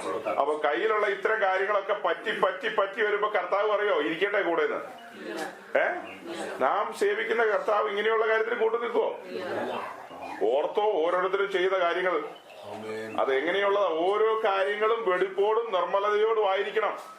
നാം അത്യുന്നതനായ ദൈവത്തിന്റെ ആലയത്തിലെ ഉപകരണങ്ങളെ ചുമക്കാൻ വിളിക്കപ്പെട്ട പുരോഹിതന്മാരാണ് നാം ഓരോരുത്തരും പുരോഹിതന്മാരാണ്. അവന്റെ ആലയത്തിലെ വിശുദ്ധ ഉപകരണങ്ങളെ, നിർമ്മലമായ ഉപകരണങ്ങളെ ചുമക്കാൻ വിളിക്കപ്പെട്ടവരാണ്. അതുകൊണ്ട് നാമും നിർമ്മലരായിരിക്കണം.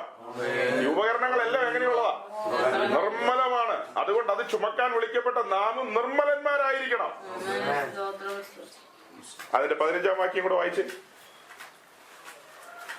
അതുകൊണ്ട് സൈന്യങ്ങളുടെ യഹോവ പ്രവാചകന്മാരെ കുറിച്ച് ഇപ്രകാരം അരുളി ചെയ്യുന്നു, ഞാൻ അവരെ കാഞ്ഞിരം തീറ്റി നഞ്ചുവെള്ളം കുടിപ്പിക്കും.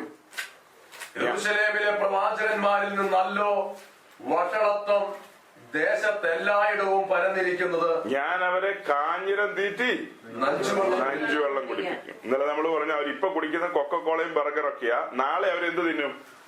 കാഞ്ഞിരം തിന്ന് നഞ്ചുവെള്ളം കുടിക്കേണ്ട ദിവസം വരുന്നു. ദൈവത്തിന്റെ സത്യവചനം സത്യസന്ധമായി യഥാർത്ഥമായി പറഞ്ഞില്ലെങ്കിൽ അവരെല്ലാം പിടിക്കുന്ന ദിവസം വരുന്നു. അപ്പൊ പ്രവാചകനോടും നമ്മളിപ്പോ ദൂത് പറയേണ്ടി വരുമല്ലേ? ഇപ്പോ പ്രവാചകൻ എല്ലാവരോടും ദൂത് പറഞ്ഞു നടക്കുക. അവനോട് നമ്മൾ പറയാൻ പോകുന്ന ദൂത് തന്നെ, നിനക്ക് വെച്ചിരിക്കുന്ന സമ്മാനം ഇതാണ്, ഇതല്ലേ പറയുന്നേ? അത് കേട്ട അവർക്ക് സന്തോഷം വരുമോ? പ്രവാചകനോട് വന്ന് ഇങ്ങനെയൊക്കെയാണോ പറയുന്നത്?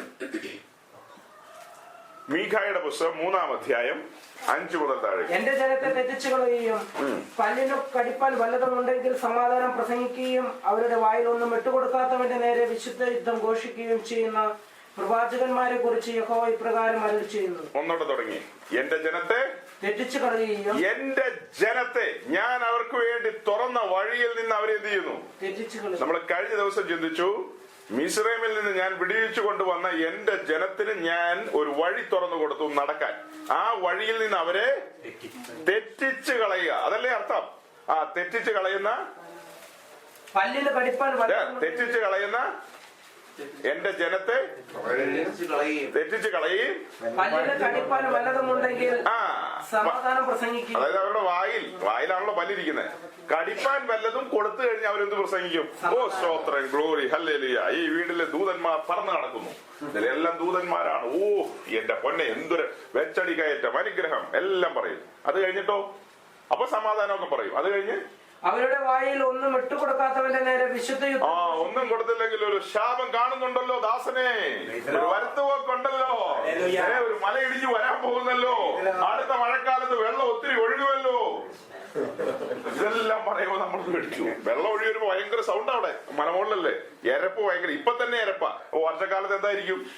ഞാനാണെ കിടക്കില്ല അവിടെ ഒന്നും, വറച്ചു അത്ര ഭയങ്കര സൗണ്ട്. അപ്പൊ വായിൽ എന്ത് ചെയ്യണം? പല്ലിനിടയിൽ എന്ത് ചെയ്യണം? വല്ലതും ഇട്ട് കൊടുത്തോണ്ടിരിക്കണം ഇടയ്ക്കിടയ്ക്ക്. അത് ചുരുട്ടി 500ന്റെ അതിലും കുഴപ്പമില്ല. 500 ഇപ്പൊ കിളി എടുക്കാത്ത കാലമായി. എത്ര കൊടുക്കണം? 1000 ഒക്കെ മിനിമം. ഈ അടുത്തിടയ്ക്കൊക്കെ ഓരോരുത്തർ പറയുന്നത്, നമ്മുടെ ശുശ്രൂഷകന്മാര് പറയുന്നത്, ഞങ്ങളുടെ അവസ്ഥയൊക്കെ ഒന്ന് മാറണം. എന്താ അവസ്ഥ? ഈ ആളുകൾ ഇപ്പൊ 100 വിട്ട് 500 വരെയൊക്കെ തന്നു തുടങ്ങി. പക്ഷെ അതൊന്നും ഞങ്ങൾക്ക് പെട്രോൾ അടിക്കാൻ പറ്റില്ല. പെട്രോളിന് അത്ര പൈസ ഇന്ത്യ ഗവൺമെന്റ് കുറച്ചിട്ടില്ല. അതുകൊണ്ട് പെട്രോൾ അടിക്കണമെങ്കിൽ എന്ത് വേണം? ഒരു ചെറിയ ദൂരം ഇപ്പൊ നമ്മൾ കോതമംഗലം എന്നൊരു ഉപദേശി ഇവിടെ ശുശ്രൂഷിക്കാൻ വിളിച്ചു കഴിഞ്ഞാൽ അവനെ PPK ബസ് കയറി ഇവിടെ വന്ന് 2 സ്വോത്രം അല്ലല്ലിയൊക്കെ പറഞ്ഞിട്ട് അടുത്ത PMSC കയറി പോയാൽ മതി. പക്ഷെ അവൻ വരുന്ന ബെൻസുകാരില തന്നെ. ഇതിനാണ് മൈലേജും ഇല്ല. നമ്മളിപ്പോ ഇനി മൈലേജിന് വേണ്ടി പ്രാർത്ഥിക്കേണ്ട കാലമായി. പ്രവാചകന്മാരുടെ വണ്ടികൾക്കൊക്കെ അവര് ദൂത് പറയട്ടെ, നമുക്കൊരു പ്രാർത്ഥന ഇത്രയുള്ളൂ, അവരുടെ വണ്ടികൾക്കെല്ലാം മൈലേജ് കൂടണം. കാരണം മൈലേജ് കൂടിയാലായി, അല്ലെങ്കിൽ സ്വോത്രാഴ്ച കണ്ടമാനം കൊടുക്കണം. അത് മുഴുവൻ പെട്രോൾ അടിച്ച് മുടിപ്പിക്കുമാര്. ഒരു വലിയ വണ്ടിയിൽ ഒരുത്തം തന്നെ ഇരുന്ന് വരിക. അല്ല, സൂപ്പർ ഫാസ്റ്റുകൾ ഇതിൽ വരുന്നുണ്ട്. ഇവിടെ വന്ന് ഇറങ്ങി ഇവിടെ ഒരു കപ്പ് വെള്ളം കൊടുക്കൂലോ, മുഖമൊക്കെ കഴുകിയിട്ട് സ്വോത്രം തുടങ്ങാൻ പരിപാടി. അത് കഴിഞ്ഞിട്ട് അടുത്ത ബസ്സെ കയറ്റി വിടില്ലേ? വിടും, ബസ് സ്റ്റാൻഡ് വരെ കൊണ്ടുവിടും. അതുപോലെ അപ്പൊ പിന്നെ നമുക്ക് ഒരു സമാധാനമുണ്ട്. ഈ ആളുകളെ പിടിച്ച് ഞെക്കി എടുത്തിട്ട് വേണം ഇവന് കൊടുത്തുവിടാൻ. എന്ത് ചെയ്യണം? ഞെക്കി 4 സൈഡിൽ നിന്ന് എന്ത് ചെയ്യണം? ഞെക്കി. പാവങ്ങള് കട്ടപ്പെട്ടിട്ട് ആ വണ്ടി ഓടിച്ചു തൂമ്പാപ്പണി എടുത്തിട്ടും കൊണ്ടുവരുന്നത്. അത് ഞെക്കി എടുത്ത് ഈ ഇവന്മാരുടെ ബെൻസുകാരൻ എന്ത് ചെയ്യണം? പെട്രോൾ അടിക്കണം. അപ്പൊ പല്ലിനിടയില് ഇട്ടുകൊടുത്തു.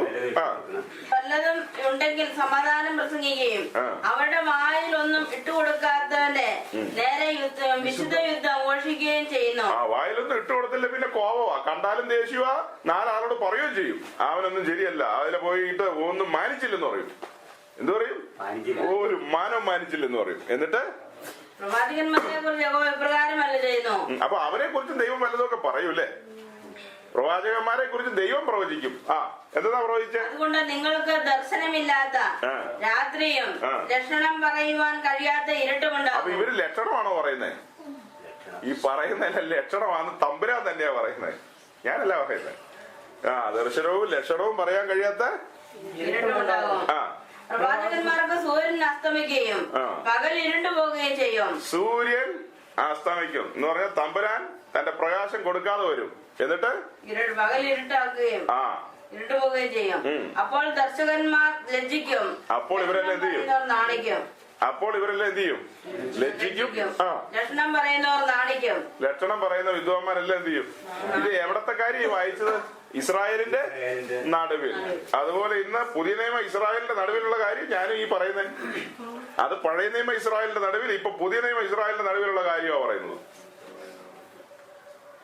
എന്റെ ജനത്തെ തുടക്കം എന്തെന്നാ ആ വാക്യം നമ്മൾ വായിച്ച് തുടങ്ങിയത് എങ്ങനെയാ? നിൽക്കട്ടെ. എന്റെ ജനത്തെ തമ്പുരാൻ ഒട്ടും സമ്മതിക്കില്ല. തന്റെ ആട്ടിൻകൂട്ടം, വില കൊടുത്ത് വാങ്ങിയ തന്റെ ആട്ടിൻകൂട്ടം തന്റെ ആട്ടിൻകൂട്ടം വിശുദ്ധമായ ആട്ടിൻകൂട്ടം, അതിന് നടക്കാൻ ഒരു വഴി തുറന്നിട്ടുണ്ട്. ആ വഴിയിൽ നിന്ന് ഈ ആടുകളെ തെറ്റിച്ചാൽ ആടുകൾക്ക്, ഇപ്പൊ ഇവിടെ നമ്മുടെ പൗലോസ് ബ്രദറിനോട് നിങ്ങൾ ഇതൊക്കെ കഴിയുമ്പോൾ ആടിനെ കുറിച്ചുള്ള ശാസ്ത്രീയ വശങ്ങൾ ചോദിച്ചാൽ പുള്ളി ഒത്തിരി പറഞ്ഞു തരും. ആടെന്ന് പറയുന്നത് ജീവിക്ക് മാത്രമുള്ള ഒരു സ്വഭാവമാണ്. വഴി തെറ്റിയാൽ പിന്നെ ആ സാധനം തിരിച്ചു വരില്ല. വേറെ മൃഗങ്ങളൊക്കെ എങ്ങനെയെങ്കിലും കൂട്ടി തിരിച്ചു വരും. ആട് വഴി തെറ്റി പോയാലുണ്ടല്ലോ, പോയി പോയി പോയി പോയി അങ്ങനെ പോയിക്കൊണ്ടിരിക്കും. ഈ ഒരൊറ്റ ജീവിക്ക് മാത്രമുള്ള സ്വഭാവമാണ് വഴി തെറ്റിയോ പിന്നെ അത് കറക്റ്റ് വഴിയിൽ വരത്തില്ല. അതുകൊണ്ടാണ് ഈ ആടിനെ തേടി ഇടയിലെന്ത് ചെയ്തത്, പുറകെ പോയത്. വേറെ ഏത് മൃഗമാണെങ്കിലും എന്തെങ്കിലും മണം പിടിച്ചിട്ടാണേലും വരും. ഈ ഒരു ജീവി മാത്രം വഴി തെറ്റിയാ പോയി. അതുകൊണ്ടാണ് നമ്മെ ആടിനോട് ഉപമിക്കുന്നത്, ചിത്രീകരിക്കുന്നത്. വഴി തെറ്റിയാ പിന്നെ എന്ത് ചെയ്യത്തില്ല, വഴി തെറ്റിയാൽ പിന്നെ തന്നെ തിരിച്ചു വരാൻ പറ്റത്തില്ല, ആരെങ്കിലും കൂടണം. അപ്പൊ ആരെങ്കിലും കൂടുക എന്ന് പറയുന്നതാണ് ദൈവം തന്റെ ദാസന്മാരെ എന്ത് ചെയ്യുന്നത്, അയക്കുന്നത്. അയച്ചിട്ട് വഴി പറഞ്ഞു കൊടുക്കുന്നത്. അപ്പൊ ഈ തെറ്റിയ വഴി ഒരു സുഖം. പിന്നെ കുറെ ആയില്ലോ പോയി തുടങ്ങിയിട്ട്. ഈ തെറ്റായ വഴിയിലൂടെ പോയപ്പോ ആ വഴിക്ക് ഒരു സുഖമുണ്ട്.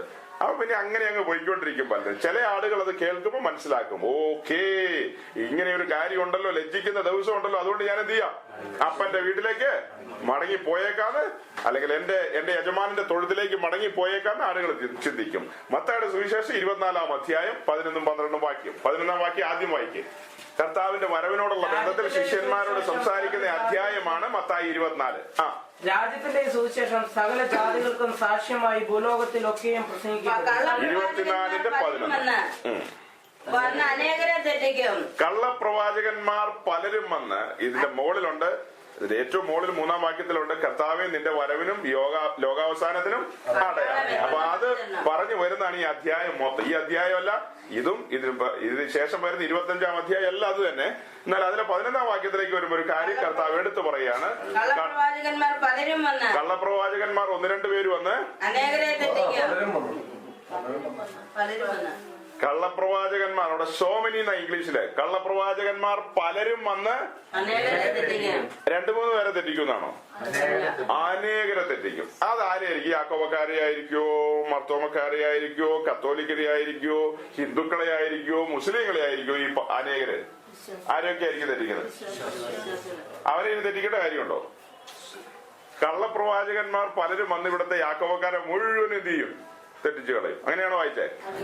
അനേകരെ തെറ്റിക്കും എന്ന് പറഞ്ഞാൽ ഏതനേകരാ? ഇതിനകത്തുള്ള പുള്ളികളുടെ കാര്യല്ലേ?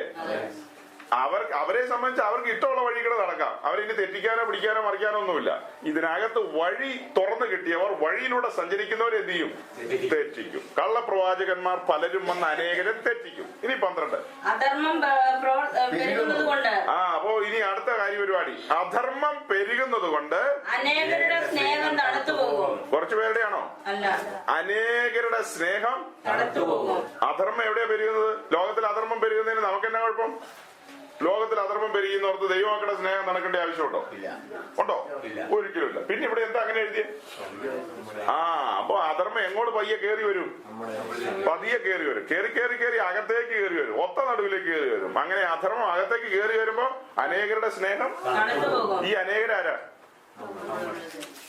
11-ഉം 12-ഉം കൂടെ ഒന്ന് നോക്കി വായിക്കാതെ നമുക്ക് 11-ാം വാക്യവും 12-ാം വാക്യവും സൂക്ഷിച്ച് നോക്ക്. വായിക്കൊന്നും വേണ്ട, എല്ലാവരും നോക്ക്.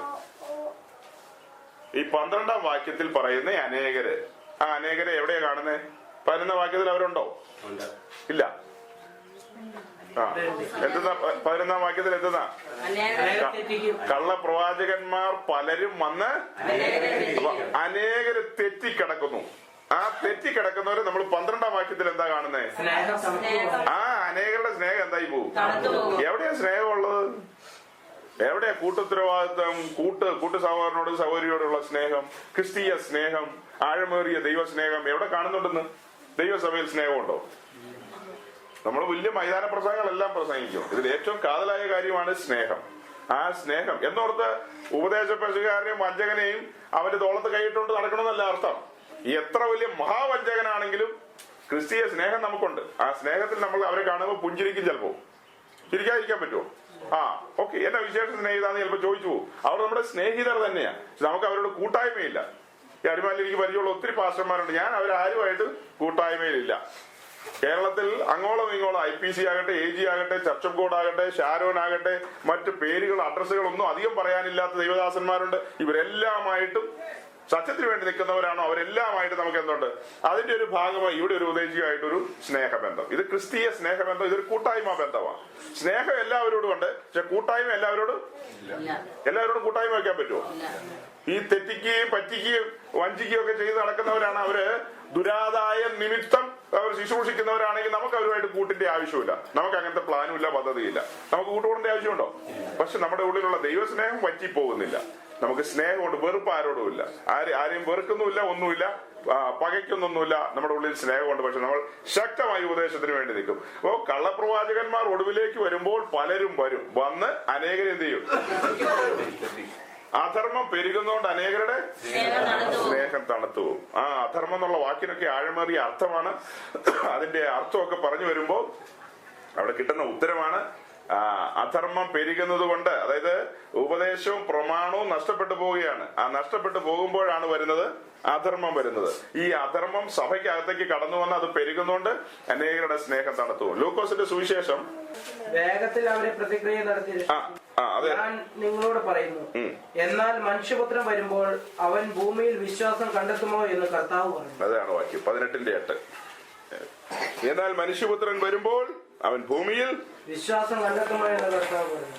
ഭൂമിയിൽ വിശ്വാസം കണ്ടെത്തുമോ? കള്ളപ്രവാചകന്മാരുടെ മഹത്വപൂർണമായ ശുശ്രൂഷയാൽ അനേകരുടെ സ്നേഹം എന്തായി പോയി? തണുത്തുപോയി. അനേകർ തെറ്റിപ്പോയി, വഴി തെറ്റിപ്പോയി. ഈ വഴി തെറ്റിപ്പോയവരെയൊക്കെ കൊണ്ടുപോകാനാണോ കർത്താവ് വരുന്നത്? കർത്താവ് ഒരുക്കിയ ആ യഥാർത്ഥ പാതയിലുള്ള ആ പാതയിലൂടെ, ആ നേർരേഖയിലൂടെ, സ്ട്രെയിറ്റ് പാത്ത് എന്ന ഇംഗ്ലീഷിൽ, ആ നേർരേഖയിലൂടെ മുന്നോട്ട് പോകുന്ന ആളുകളെല്ലാം കാകളം ധരിക്കുമ്പോൾ അതെല്ലാം ഒറ്റ പോക്കങ്ങ് പോകും. ആ വഴിയിലുള്ളവർ മാത്രം എന്ത് ചെയ്യും? അങ്ങ് പോകും. ബാക്കിയുള്ള വഴിയിലൊക്കെ പോയവര് വൈകിട്ട് തിരിച്ചു വരാന്ന് ഓർത്താ പോയത്. രാവിലെ പോയത് മറ്റേ വഴിയിലേക്കൊക്കെ, അവരുടെ കൂട്ടത്തിൽ അതിലെതിരെയൊക്കെ കറങ്ങാൻ. വൈകിട്ട് തിരിച്ച് കൃത്യം വന്നേക്കാന്ന് ഓർത്താ പോയത്. ആ വരുന്നതിന് അരമണിക്കൂർ മുമ്പ് കർത്താവ് വന്നെങ്കിലും ഈ ഒന്ന് മാനസാന്തരപ്പെട്ട സ്വോത്രം കർത്താവെ എന്നൊന്ന് പറയാൻ പോലും ഗ്യാപ്പ് തന്നില്ല. അപ്പോ സാധാരണ ചില പ്രായമുള്ള ആൾക്കാരൊക്കെ മരിക്കുമ്പോ കർത്താവ് അവസരം കൊടുക്കുന്ന നമ്മൾ കണ്ടിട്ടുണ്ട്. നീണ്ടു നിവർന്ന ആഴ്ചകളോളം കിടന്ന് ഇവനൊന്ന് മാനസാന്തരം തുറന്നിട്ട് പോകാൻ വേണ്ടിയിട്ട്. എന്നാലും തുറക്കില്ല ചിലതൊന്നും. അപ്പൊ ഒരു ക്രമീകരണമൊക്കെ വരുത്തി. പക്ഷെ ഒരു ക്രമീകരണത്തിന് അയ്യോ എന്ന് വിളിക്കാൻ പോലും സമയം കിട്ടിയില്ലെങ്കിലോ? അങ്ങനെ സംഭവിക്കാറില്ലേ? ചില വാഹന ആക്സിഡന്റുകളൊക്കെ കേട്ടിട്ടുണ്ട്. തപ്പുന്ന ഞെരിഞ്ഞങ്ങാ വരും ഒരു സെക്കൻഡിന്റെ അംശത്തിൽ. ശ്വാസം വിടാൻ പോലും എന്ത് ചെയ്തില്ല. അവിടെ അയ്യോ എന്ന് വിളിക്കാൻ പോയിട്ട് പിന്നെയാണ് അവനോട് ഇവനോടൊക്കെ ഉള്ള വിഷയങ്ങളെല്ലാം ക്രമീകരിക്കാൻ അവിടെ ഗ്യാപ്പ് കിട്ടിയേ. പിന്നെ വാരിക്കൂട്ടി തോണ്ടിക്കൂട്ടി ശൗലും കൊണ്ടായിരിക്കും കോരിയെടുത്ത് ആംബുലൻസിലേക്ക് ഇടുന്നത്. എവിടെ ഇട്ട് എന്ത് പറയാൻ പറ്റും? അതുകൊണ്ട് നമ്മൾ എന്ത് ചെയ്തോളണം? ഓരോ നിമിഷം എങ്ങനെ ഇരിക്കണം? ഓരോ നിമിഷം ദൈവത്തിന്റെ ദാസന്മാരുടെ പ്രവാചകന്മാരുടെ ഉത്തരവാദിത്വമാണ് ദൈവജനത്തെ വിശുദ്ധിയിൽ നിർത്തണം. ആ വിശുദ്ധി വിട്ട് അവർ എന്ത് ചെയ്യരുത്? പുറത്തേക്ക് പോകാൻ പാടില്ല. ഇസ്രായേലിനോടുള്ള ബന്ധത്തിൽ അവർ മിസ്രൈം വിട്ട് പോന്നപ്പോൾ ഒരു വാക്യം കൂടെ മുമ്പോട്ട് വരികയാണ്. പുറപ്പാട് ദിവസം 13-ാം അധ്യായത്തിന്റെ 7-ാം വാക്യം. 13:7. 2 വാക്യങ്ങൾ ഞാൻ പറയും. അതിലൊരു ആദ്യത്തെ വാക്യമാണ് ഇസ്രായേൽ മിസ്രൈം വിട്ട് പുറപ്പെട്ടു പോരുമ്പോൾ പെസഹായി ചോരത്തലി ആചരിക്കുകയാണ്. അങ്ങനെ പെസഹായി ചോരത്തലി ആചരിച്ച് പുറപ്പെട്ടു പോരുന്നത് അതിനോടുള്ള ബന്ധത്തിലുള്ള ഒരു വാക്യമാണ് ഈ വാക്യം. 13:7. പുളിപ്പില്ലാത്ത അപ്പം തിന്നണം. 7 ദിവസം ഇവരെന്ത് ചെയ്യണം? പുളിപ്പില്ലാത്ത അപ്പം തിന്നണം. നിന്റെ പക്കൽ പുളിപ്പുള്ള അപ്പം കാണരുത്. നിന്റെ പക്കൽ പുളിപ്പുള്ള അപ്പം ഒന്നും കാണരുത്. നിന്റെ അതിർത്തിക്കകത്തൊന്നും പുളിച്ച മാവും കാണരുത്. 7 ദിവസം നിങ്ങൾ എന്ത് ചെയ്യണം? ഇനി വേറെ ഭാഗത്തേക്ക് വരുമ്പോ ഇസ്രായേലിന് ഇവിടുത്തെ ഉത്സവങ്ങളുണ്ട്. ആ 7 ഉത്സവങ്ങളുടെ ആഴങ്ങൾ പഠിക്കുമ്പോൾ അതിലെ ഒരു ഉത്സവമാണ് പുളിപ്പില്ലാത്ത അപ്പത്തിന്റെ ഉത്സവം. പെസഹ എന്ന് പറയുന്ന ഒരു ഉത്സവമാണ്. പെസഹ ആചരിച്ചവർ മിസ്രൈം വിട്ടു. പെസഹ കഴിഞ്ഞ് നേരെ പുറപ്പെട്ടു കഴിഞ്ഞാൽ പിന്നെ അടുത്ത ഉത്സവമാണ് പുളിപ്പില്ലാത്ത അപ്പത്തിന്റെ ഉത്സവം. പുളിപ്പില്ലാത്ത അപ്പത്തിന്റെ ഉത്സവം എത്ര ദിവസമാണ്? 7 ദിവസം. 7 ദിവസം എന്ത് തിന്നണം? പുളിപ്പില്ലാത്ത അപ്പം. അപ്പോ ഇസ്രായേലിനോടുള്ള ബന്ധത്തിലെ ആ വാക്യം പുതിയ നിയമസഭയായ നമ്മോട് ഈ വാക്യം കൊണ്ടുവന്ന് കണക്ട് ചെയ്ത് അത് വ്യാഖ്യാനിക്കുമ്പോ നാം ഈ ലോകമാകുന്ന മിസ്രൈമിൽ നിന്ന് വിടുവിക്കപ്പെട്ടു. നമ്മുടെ പെസഹ കുഞ്ഞാട്, ആ പെസഹ കുഞ്ഞാട് ആരാ? യേശു ക്രിസ്തു എന്ന പെസഹ കുഞ്ഞാട് അറുക്കപ്പെട്ടു. ആ പെസഹ നിമിത്തം നമുക്കൊരു വിമോചനം ലഭിച്ചു. ന്യായവിധിയിൽ നിന്ന് പുറത്തു വന്നു. നമ്മുടെ പെസഹ കുഞ്ഞാട് അറുക്കപ്പെട്ടു. നാം പെസഹ ആചരിച്ചു പുറത്തു വന്നു. ഇനി അടുത്ത പടി നമ്മുടെ ജീവിതത്തിലുള്ള അടുത്ത കാര്യമാണ് 7 ദിവസം ഇനി എന്ത് ചെയ്യണം? പുളിപ്പില്ലാത്ത അപ്പം തിന്നണം. എന്ന് പറഞ്ഞാൽ പുളിപ്പില്ലാത്ത അപ്പത്തിന്റെ ഉത്സവമാണ്. പിന്നെ 7 ദിവസമാണ് പുളിപ്പില്ലാത്ത അപ്പത്തിന്റെ ഉത്സവം. നമ്മെ സംബന്ധിച്ച് 7 എന്ന് പറയുമ്പോൾ 7ന്റെ പ്രത്യേകത എന്താ? കഴിഞ്ഞ ദിവസമൊക്കെ ഞാനൊരു സൂചന തന്നല്ലോ. 7 എന്തിനെ കാണിക്കുന്നു? പൂർണ്ണതയെ കാണിക്കുന്നു. എന്ന് പറഞ്ഞാൽ നമ്മുടെ മുഴുവൻ ആയുസ്സും ഇനി എന്തായിരിക്കണം? പുളിപ്പില്ലാത്ത അപ്പത്തിന്റെ ഉത്സവം. അത് നമ്മുടെ ജീവിതത്തിൽ അത് പറയുന്നത് പുതിയ നിയമ സഭയോടുള്ള ബന്ധത്തിൽ ആ ഉത്സവം പറയുന്നത് വിശുദ്ധിയെ കാണിക്കുന്നു. 7 ദിവസം ഇനി എന്ത് ചെയ്യണം? പുളിപ്പില്ലാത്ത അപ്പം. വിശുദ്ധി 7 ദിവസം മതിയോ? പിന്നെ മുഴുവായുസ് പ്രാണൻ ഈ ഭൂമിയിൽ വെച്ച് മാറ്റപ്പെടുന്ന നിമിഷം വരെ ഈ ഭൂമിയിൽ നാം വിശുദ്ധിയിൽ നിൽക്കണം. 7 ദിവസം അപ്പം തിന്നണമെന്ന് പറഞ്ഞാൽ ഈ അപ്പം ഏതാ? ദൈവത്തിന്റെ വചനം.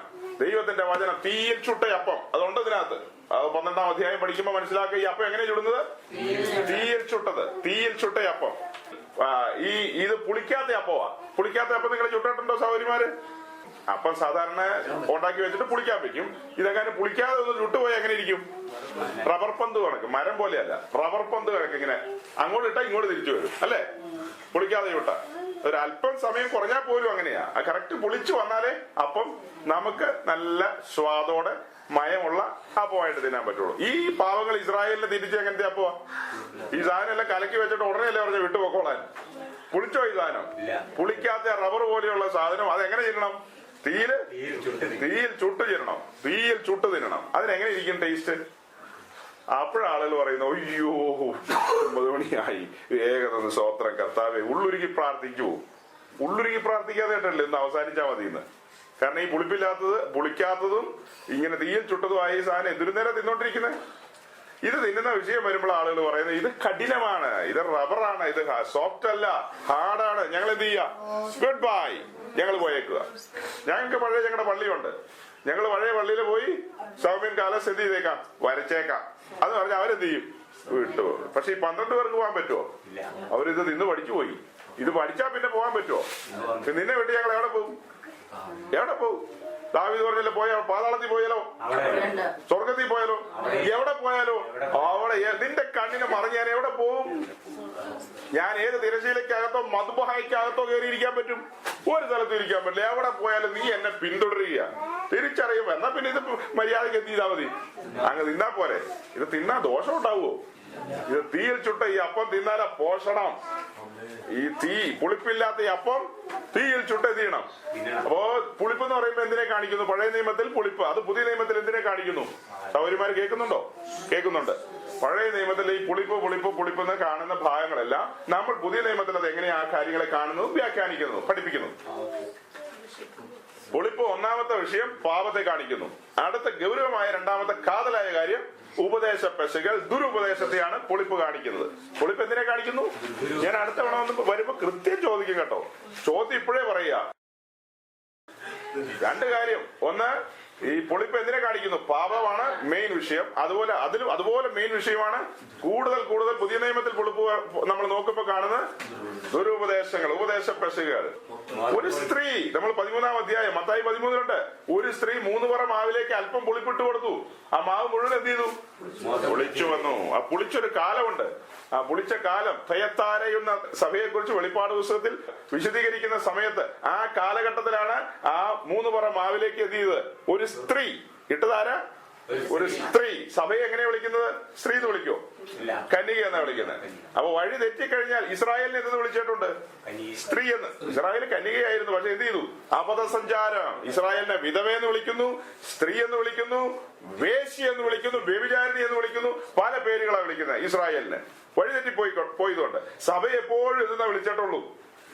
സഭയെ നിർമ്മലമായ നിർമ്മല കന്യക എന്ന് മാത്രമേ വിളിച്ചിട്ടുള്ളൂ. പക്ഷെ 7 സഭകൾക്ക് ദൂത് പറയുമ്പോ തയത്താരയിലെ സഭയോടുള്ള വിഷയം പറഞ്ഞു വരുമ്പോ ഒരു ഇസബേൽ എന്നൊരു സ്ത്രീയെ നീ എന്ത് ചെയ്യുന്നു? ഇസബേൽ എന്നൊരു സ്ത്രീയെ നീ അനുവദിക്കുന്നു എന്നൊരു കുറ്റം നിന്നെ കുറിച്ച് പറയാനുണ്ട്. അപ്പൊ കുറ്റം പറയാൻ സഭയ്ക്കകത്തല്ലേ? അത്യാവശ്യമൊക്കെ പറയാം. ഒരു കുറ്റം നിന്നെ കുറിച്ച് പറയാനുണ്ട്. മത്തായി 13 പറയുന്നു, ഒരു സ്ത്രീ 3 പറ മാവിലേക്ക് എന്ത് ചെയ്യുന്നു?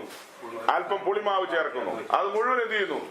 പൊളിച്ചു വരുന്നു. ഈ പറയപ്പെട്ട ആ സ്ത്രീ തന്നെ, ആ സ്ത്രീ എന്ന് പറയുന്നതാണ് വഴിതെറ്റിപ്പോയ സ്ത്രീ. സഭ എന്നുള്ളത് നിർമ്മലമായ കന്യകയാണ്. ഈ പുളിപ്പിന്റെ ബിസിനസ്, പുളിപ്പുണ്ടാക്കുന്ന ഫാക്ടറി തുടങ്ങി. ആ ഫാക്ടറി ഒക്കെ ആയിട്ട് ഈ താഴെ മലയുടെ മുകളിലൊക്കെ ആ സ്ത്രീ ഉണ്ട്. ആ കാലഘട്ടത്തിൽ ആരംഭിച്ച കൂട്ടം തയത്താര, അതാണ് ആ മലമുകളിലൊക്കെ കാണുന്ന റോമൻ കത്തോലിക്ക സഭ, സാർവത്രിക സഭ, ലോകമെമ്പാടുമുള്ള സഭ. അതാണ് സ്ത്രീ. ആ സ്ത്രീ ലോകം മുഴുവൻ എന്താ ചെയ്തുകൊണ്ടിരിക്കുന്നത്?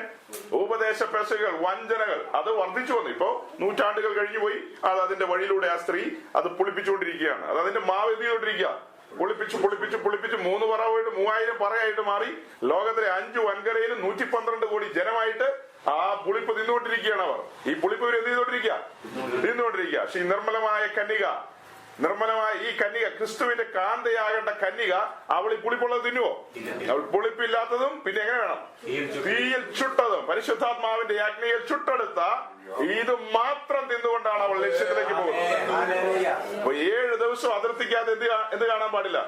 3 കാര്യമാണ് പറയും. ഒന്ന്, നീ തിന്നാൻ പാടില്ല, നിന്റെ കുടുംബത്തിൽ പാടില്ല, നിന്റെ അതിർത്തിക്കകത്ത് ഒന്നും പുളിപ്പ് പാടില്ല, നിന്റെ കോമ്പൗണ്ടിലെ പരിസരത്ത് പോലും കൂട്ടായ്മയിൽ ഒന്നും എന്ത് പാടില്ല. അല്പം പോലും ഒരു ഉപദേശ പെശകത്ത് വരുന്ന കണ്ടാൽ ആ സെക്കൻഡിൽ എന്ത് ചെയ്തോളുക, അതിനെ കട്ട് ചെയ്തോളുക. ആ സെക്കൻഡിൽ അങ്ങനത്തെ കൂട്ടുകെട്ടുകൾ പരിപാടികളെല്ലാം. ഇന്നലെ ഇവിടെ ഇരുന്ന ഒരു സഹോദരൻ എന്നോട് പറഞ്ഞേ, ഇതെല്ലാം കേട്ടിട്ട് ഇന്നലെ മിനിയാന്നൊക്കെ കേട്ടൊരു സഹോദരനെ വേറൊരു കൂട്ടായ്മയോടുള്ള ബന്ധത്തിലാ. അവൻ പോയ ഒരു സ്ഥലം ഞാൻ പരസ്യമായി പല സ്ഥലത്തും പ്രസംഗിച്ചിട്ടുണ്ട്. തേനിക്കടുത്തൊരു വലിയ വിദ്വാനുണ്ട്. ആ വിദ്വാന്റെ അടുത്ത് പോയിരുന്നാണ് അവൻ അഭിഷേകം പ്രാപിച്ചുകൊണ്ടിരിക്കുന്നത്. ഭയങ്കര ഒരു സാധനം തേനിക്കാതെ. ഈ കേരളത്തിലെ ഈ പാസ്റ്റേഴ്സിനെ, യൗവനക്കാരായ ശുശ്രൂഷകന്മാരെ എല്ലാം തെറ്റിക്കുന്ന ഒരുത്തൻ തേനിയിലുണ്ട്. ആ തേനിയിലുള്ള ആ വിദ്വാന്റെ ഇടയ്ക്ക് ഈ പറഞ്ഞ കൊച്ചൻ 3 മാസമോ 2 മാസമോ പോയിരുന്ന് പ്രത്യേക അഭിഷേകങ്ങളെല്ലാം മേടിച്ചോണ്ട് പോകുന്നു. ആ അഭിഷേകം മേടിച്ചു കഴിഞ്ഞാൽ പിന്നെ തീയിൽ ചുടാനും തോന്നൂല, പുളിപ്പില്ലാത്ത തിന്നാനും തോന്നും. പുളിച്ചത് മാത്രമേ പിന്നെ ടേസ്റ്റ് വരത്തുള്ളൂ. പുളിച്ചതാകുമ്പോൾ നല്ല മയം ഉണ്ടാവും, സോഫ്റ്റ് ഉണ്ടാവും. മകനെ, എന്റെ മകളെ എന്നൊക്കെ ഉള്ളൊരു വിളി കേട്ട സോഫ്റ്റ് അല്ലേ അത്? അല്ലേ? മാർദ്ദവം അല്ലേ അത്? അപ്പൊ തോന്നും ഈ ബാക്കി പാസ്റ്റർമാരെല്ലാം കള്ളന്മാരാ, ഈ പുള്ളിക്ക് മാത്രം എന്നോട് എന്തുള്ളൂ. പിന്നെ ആ കൈയൊക്കെ ഒന്ന് കൊടുക്കുമ്പോഴത്തേക്ക് അതിലൂടെ അങ്ങ് ഇറങ്ങി വരികയാ സ്നേഹം. അപ്പൊ നമ്മളങ്ങ് എന്ത് ചെയ്യും? വശീകരിക്കപ്പെടും, പയ്യെ വശീകരിക്കും. പിന്നെ നമ്മൾ പതിയെ അങ്ങ് അടുക്കും, പിന്നെ അങ്ങ് ഒട്ടും, പിന്നെ ഒട്ടിച്ചേരും, പിന്നെ പറ്റിച്ചേരും. പിന്നെ പുള്ളി ദൂതും പ്രവചനവും പരിപാടിയും ഒക്കെ ആയിരിക്കും. നമ്മൾ അവിടെ ചെന്ന് ധനവാന്റെ കൂട്ടത്തിൽ സ്തോത്ര ഹല്ലേലൂയ അവസാനം പറയും. എവിടെ ചെന്ന്? ചെല്ലേണ്ട സ്ഥലത്ത് ചെന്ന് ഇങ്ങേരും അങ്ങേരും നമ്മളും ധനവാനും, നമ്മുടെ അങ്കിള് ധനവാൻ. ലാസറിന്റെ കൂടെ ഇരിക്കാൻ നമുക്ക് പ്ലാനില്ലല്ലോ. ലാസറിന്റെ കൂടെ വ്രണമുണ്ട്, ഈച്ച ഇറക്കുന്നു, നായ്ക്കൾ വന്ന് നിൽക്കുന്നു. അതല്ല, ഈ ലാസറുമായിട്ട് സംബന്ധം ഉണ്ടെന്ന് പറയാൻ കാണാവില്ലേ? ഈ ലാസറുമായിട്ട് എനിക്ക് കൂട്ടായ്മ ബന്ധമുണ്ടെന്ന് നമുക്ക് പറയാൻ പറ്റുമോ? പുറത്തുപോയി നിങ്ങൾ ആരെങ്കിലും പറയോ? യേശു കർത്താവ് പറഞ്ഞു. ആ ലാസറിനെ വളരെ പ്രിയനായിട്ടല്ലേ കണ്ടത്. ധനവാൻ തിന്നത്, ജീവിതത്തിൽ തിന്നത് മുഴുവൻ പുളിപ്പുള്ളത്.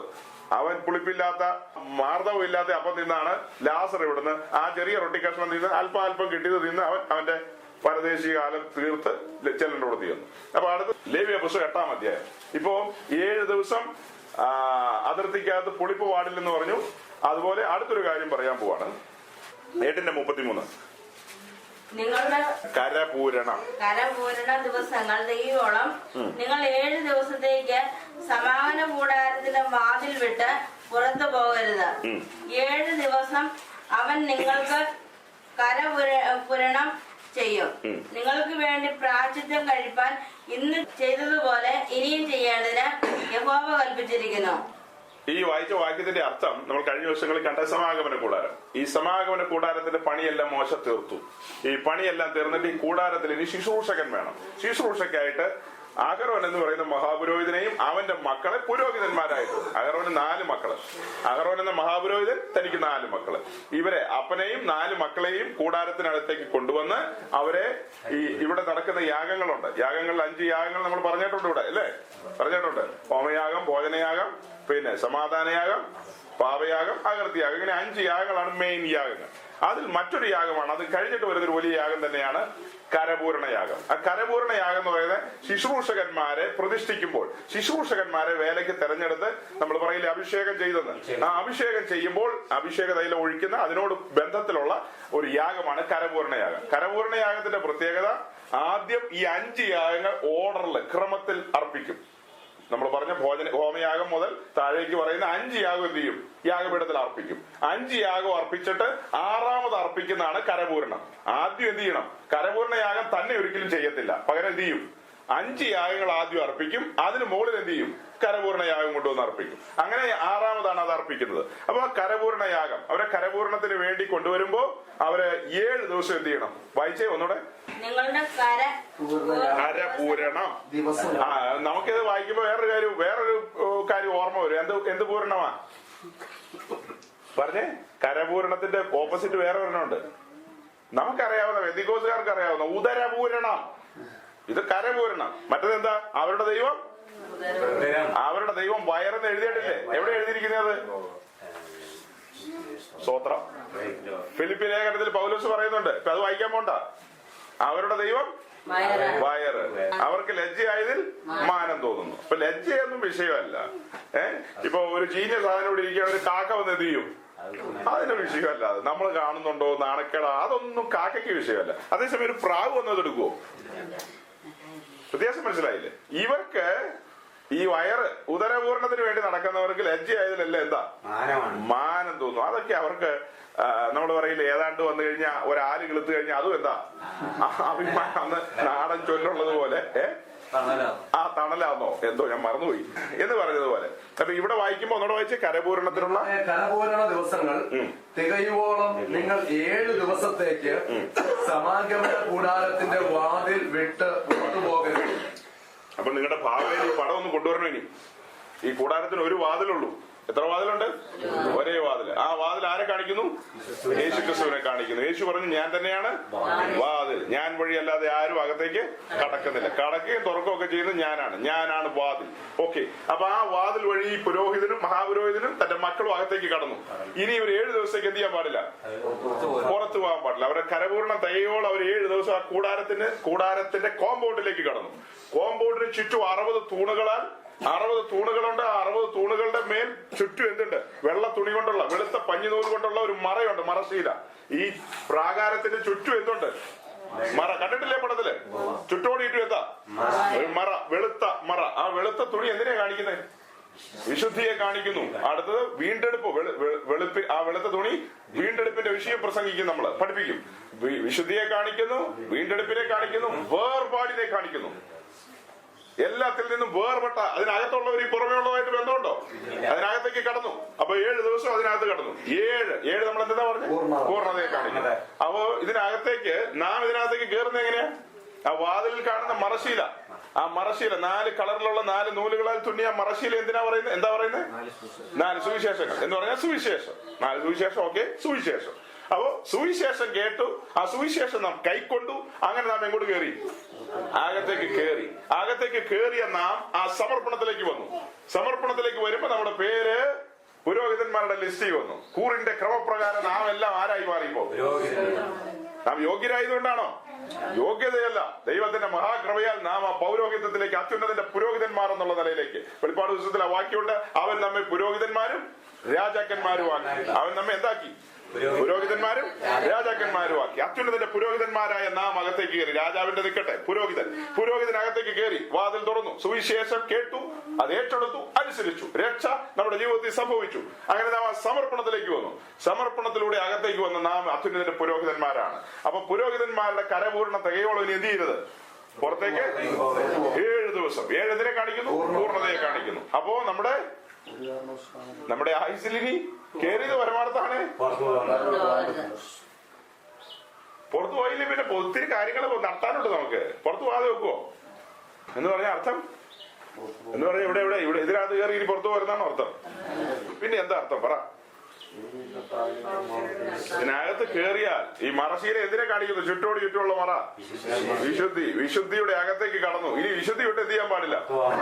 നിങ്ങൾ ഈ പിക്ചറുകളിലും ടിവിയിലും ടെലിവിഷനിലൊക്കെ കണ്ടിട്ടില്ലേ? ഈ യുദ്ധത്തിന് പോകുന്ന ടാങ്കുകൾ, പാറ്റൻ ടാങ്ക് എന്നൊക്കെ പറയും. ടാങ്കുകൾ പുല്ല്, ഈ JCB പോലത്തെ സാധനങ്ങൾ ഉരുണ്ട് ഈ ചെയിൻ, അതിന്റെ വീലിന് കണ്ടിട്ടില്ലേ? അത് നീളത്തിലൊരു സാധനം ഇങ്ങനെ ഇരിക്കും, അതിനകത്ത് വെച്ചാൽ വെടിവെക്കുന്നത്. അതിന് മുകളിലൊരു സാധനം ഇങ്ങനെ ഒരു കൊട്ട കമത്തി പോലെ ഇരിപ്പുണ്ടാവും, അതിന്റെ അടപ്പ്. അതിലൂടെ ഇതിനകത്തേക്ക് ഇറങ്ങുന്നത്. ഈ പട്ടാളക്കാരൻ അതിനകത്തേക്ക് ഇറങ്ങി പോകുന്നത് അതിലൂടെയാണ്. അപ്പോ ചില സമയത്ത് ഇങ്ങനെ പോകുമ്പോ ഇവര് ആ മൂടി തുറന്നു വെക്കും. തുറന്നു വെച്ചിട്ട് തല പുറത്തേക്ക് ഇട്ട് നോക്കും. ജപ്പാൻ ചൈന യുദ്ധത്തില് സംഭവിച്ചൊരു കാര്യം, ഈ ജപ്പാൻകാർ എന്ത് ചെയ്തു എന്ന് വെച്ച് കഴിഞ്ഞാൽ, ഈ ചൈനക്കാര് ജപ്പാൻകാരെ പ്രകോപിപ്പിക്കുന്ന ചില കാര്യങ്ങൾ കാണിച്ചു. അങ്ങനെ കാണിച്ചിട്ട് ഇതിനകത്തിരിക്കുന്നവൻ എന്ത് ചെയ്യണം? ഒന്ന് ഇവന്റെ തല പുറത്തേക്ക് കൊണ്ടുവരണം. അതിനുവേണ്ടി ചില നമ്പറുകളൊക്കെ ചൈനക്കാരൻ കാണിച്ചു. ചൈനക്കാരൻ അങ്ങനെ കാണിച്ചപ്പോ ജപ്പാൻകാരൻ ഇങ്ങനെ ടാങ്കിൽ വരുമല്ലേ. ജപ്പാൻകാരന്റെ വിചാരം ഇവൻ ചെറിയ പാർട്ടിയാ, ഞാൻ വലിയ പാർട്ടിയാ. അവൻ എന്ത് ചെയ്തു? തല പതിയെ പൊക്കി. തല പൊക്കാനുള്ള സംവിധാനങ്ങൾ അവൻ വെളിയിൽ സംവിധാനം ഒരുക്കും. തല പൊക്കി നോക്കാൻ പാകത്തിനുള്ള ഡാൻസോ കൂത്തോ മേളോ, അല്ലാതെ അവിടെ പടക്കം പൊട്ടിച്ചാ വെടി തോക്കുമായിട്ട് ഇവൻ തല പൊക്കുവോ? ഒന്നുമില്ല. അപ്പൊ ഇവന്റെ ശ്രദ്ധ തിരിക്കാൻ അവിടെ എന്ത് ചെയ്യും? അവിടെ വലിയ പരിപാടിയായിരിക്കും നടത്തുന്നത്. അവിടെ വലിയ മരണക്കിണർ ഇങ്ങനെ ഇത് കറങ്ങുമായിരിക്കും. ഓക്കേ, എന്നാ ഒന്ന് നോക്കിയേക്കാ. തല വയ്യ പുറത്തേക്ക് വന്നിട്ടു ഇട്ട വഴിക്ക് ടിഷും മറ്റോ നോക്കി ഉന്നം വെച്ചോണ്ടിരിക്കുക. ചൈനക്കാരനെ ചെയ്തോണ്ടിരിക്കുക, ഉന്നം വെച്ചോണ്ടിരിക്കുക. ഉന്നം വെച്ചാൽ ഇവൻ പൊങ്ങുല്ലോ തല. ഇവനൊരു പ്രമാണം ഉണ്ടല്ലോ, യുദ്ധപ്രമാണം. ആ യുദ്ധപ്രമാണത്തിൽ തല വെക്കാൻ പാടുണ്ടോ? പാടില്ല. പക്ഷെ അപ്പൊ ഇവിടെ ഒരു ചെറിയ ഡാൻസ് നടത്തി കഴിഞ്ഞാൽ ഇവനെന്ത് ചെയ്തോളും? ഒരു ചെറിയ സംഭവം. അപ്പൊ ആ ചെറിയ സംഭവം അവിടെ വെളിയില് ഇവനെന്ത് ചെയ്യും? തല പൊക്കും. ഒറ്റ എണ്ണം കൊടുക്കും, കഴുത്ത് വേറെ ഇരിക്കും. അപ്പൊ അതുപോലെ നമുക്കൊരു പ്രമാണം വെച്ചിട്ടുണ്ട്. ഈ പ്രമാണങ്ങളിൽ നിന്ന് സാത്താൻ നമ്മൾ വന്നിട്ട് ഇന്ന് നിന്നെ ഞാൻ പെന്തിക്കോസിൽ നിന്ന് കൊണ്ടുപോകും എന്ന് പറഞ്ഞാണോ വരുന്നത്? പിന്നെ എങ്ങനെയായിരിക്കും വരുന്നത്? അവൻ ഇവിടെ ഒരു പരിപാടിയായിട്ട് വരും. ഈ സൈഡിലൊരു പരിപാടി, പുറകിലൊരു പരിപാടി, 4 സൈഡിൽ 3 സൈഡിൽ നിന്ന് വെച്ചിട്ട് നമ്മൾ അനങ്ങുന്നില്ലെങ്കിൽ 3 രീതി നോക്കി ഇളകുന്നില്ല, ഭയങ്കര ഗ്ലോറിയ. 4മതൊരു സാധനം കൊണ്ടുവന്നു. നമുക്ക് ഇഷ്ടമുള്ളത് ആർക്കറിയാം? പുള്ളിക്കറിയാം. അപ്പൊ ആ വീക്ക്നെസ്സുകൾ, ബലഹീനതകൾ അറിയാം. ആ ബലഹീനതകൾ അവൻ മുമ്പിൽ കൊണ്ടുവരും. ആ ബലഹീനതകൾ മുമ്പിൽ കൊണ്ടുവരുമ്പോ നാം എന്ത് ചെയ്യും? ദൈവം നമ്മെ സഹായിക്കാൻ തയ്യാറാണ്. ദൈവകൃപയിൽ ആശ്രയിച്ചാൽ ഒരിക്കലും വീഴത്തില്ല. പക്ഷെ നാം നമ്മുടെ തല എന്ത് ചെയ്യും? ക്രിസ്തുവിൽ മറഞ്ഞിരിക്കാൻ പറഞ്ഞെങ്കിലും ഈ കോമ്പൗണ്ടിനകത്തേക്ക് കയറി കഴിഞ്ഞാൽ നീ ഇവന് എന്ത് ചെയ്യരുത്? നമ്മുടെ കാല് രണ്ടും അകത്താന്നേ. നമ്മളിപ്പോ ഇങ്ങനെ ഞാനിവിടെ നിൽക്കുമല്ലേ, കാല് രണ്ടും അകത്താ. ഞാൻ തല എവിടെയാ? കാല് ഉടല് മൊത്തം ഞാൻ ഇവിടെയാ. പക്ഷെ ഈ വേലിക്ക് വെളിയിലേക്ക് എന്റെ തല എന്ത് ചെയ്യാ? ഇട്ട് നോക്കും, എല്ലാം കാണുക, രസിക്കുക. പക്ഷെ കാലെവിടെയാ? ഞങ്ങള് ബെന്തിക്കോസിലാ. ഞങ്ങളെവിടെയാ? ഞങ്ങള് ബെന്തിക്കോസിലാ. പക്ഷെ തല എവിടെയാ? അപ്പൊ തല മാത്രമാകും കൊണ്ടുപോകും, ബാക്കി നമുക്ക് എടുക്കാം. എങ്ങനെ ഇരിക്കും? അപ്പൊ തല എന്ത് ചെയ്യണം? തല എന്ത് ചെയ്യണം? വാക്യം പറ. തല എന്ത് ചെയ്യണം? തല എന്ത് ചെയ്യണം? കൃത്യം വാക്യം പറയണം. തല എന്ത് ചെയ്യണം? തല എന്ത് ചെയ്യണം? വാക്യം കൃത്യം. ഇത്രയും പറഞ്ഞ ബാക്കി വാക്യമായത്. തല എന്ത് ചെയ്യണം? തലയെ മുറുകെ പിടിക്കണം. തല എന്ത് ചെയ്യണം? കൊലീസ് ലേഖനത്തിൽ പറയാണ്, തലയെ നാം എന്ത് ചെയ്യണം? മുറുകെ പിടിക്കണം. തല ആരാ? ക്രിസ്തു. ക്രിസ്തു എന്ന് പറഞ്ഞ ഉപദേശ സത്യങ്ങളെ നാം എന്ത് ചെയ്യണം? മുറുകെ പിടിക്കണം. ആത്മീയ സത്യങ്ങളെ, വിശുദ്ധ പ്രമാണങ്ങളെ മുറുകെ പിടിക്കണം. തലയെ മുറുകെ പിടിച്ചാൽ കുഴപ്പമില്ല. തല വെളിയിലേക്ക് ഇട്ടാ എന്തായി? ശത്രു കൊണ്ടു. ആശയം മനസ്സിലായോ? സാത്താന്റെ വഞ്ചനകൾ ഭയങ്കരമാണ്. നമ്മെ ഏത് രീതിയിലാണ് വീഴ്ത്തേണ്ടതെന്നാണ് അവൻ നോക്കുന്നത്. കഴിഞ്ഞ ദിവസം നമ്മൾ പറഞ്ഞു, ഈ മിസ്രൈം വിട്ട് ചെങ്കടൽ വഴിയായി മരുഭൂമിയിലൂടെ കനാനിലേക്ക് കൊണ്ടുപോകുന്ന അവരെ ദൈവം താഴ്ത്തി എന്ത് ചെയ്തു? പരിശോധിച്ചു. താഴ്ത്തി പരിശോധിച്ചു. അവരെ താഴ്ത്തി പരിശോധിച്ചു. അവരെവിടം വരെ പോകുന്നവരാ? പഴയ നിയമ ഇസ്രായേൽ എവിടം വരെയാ പോകുന്നത്? ഈ കനാൻ വരെ.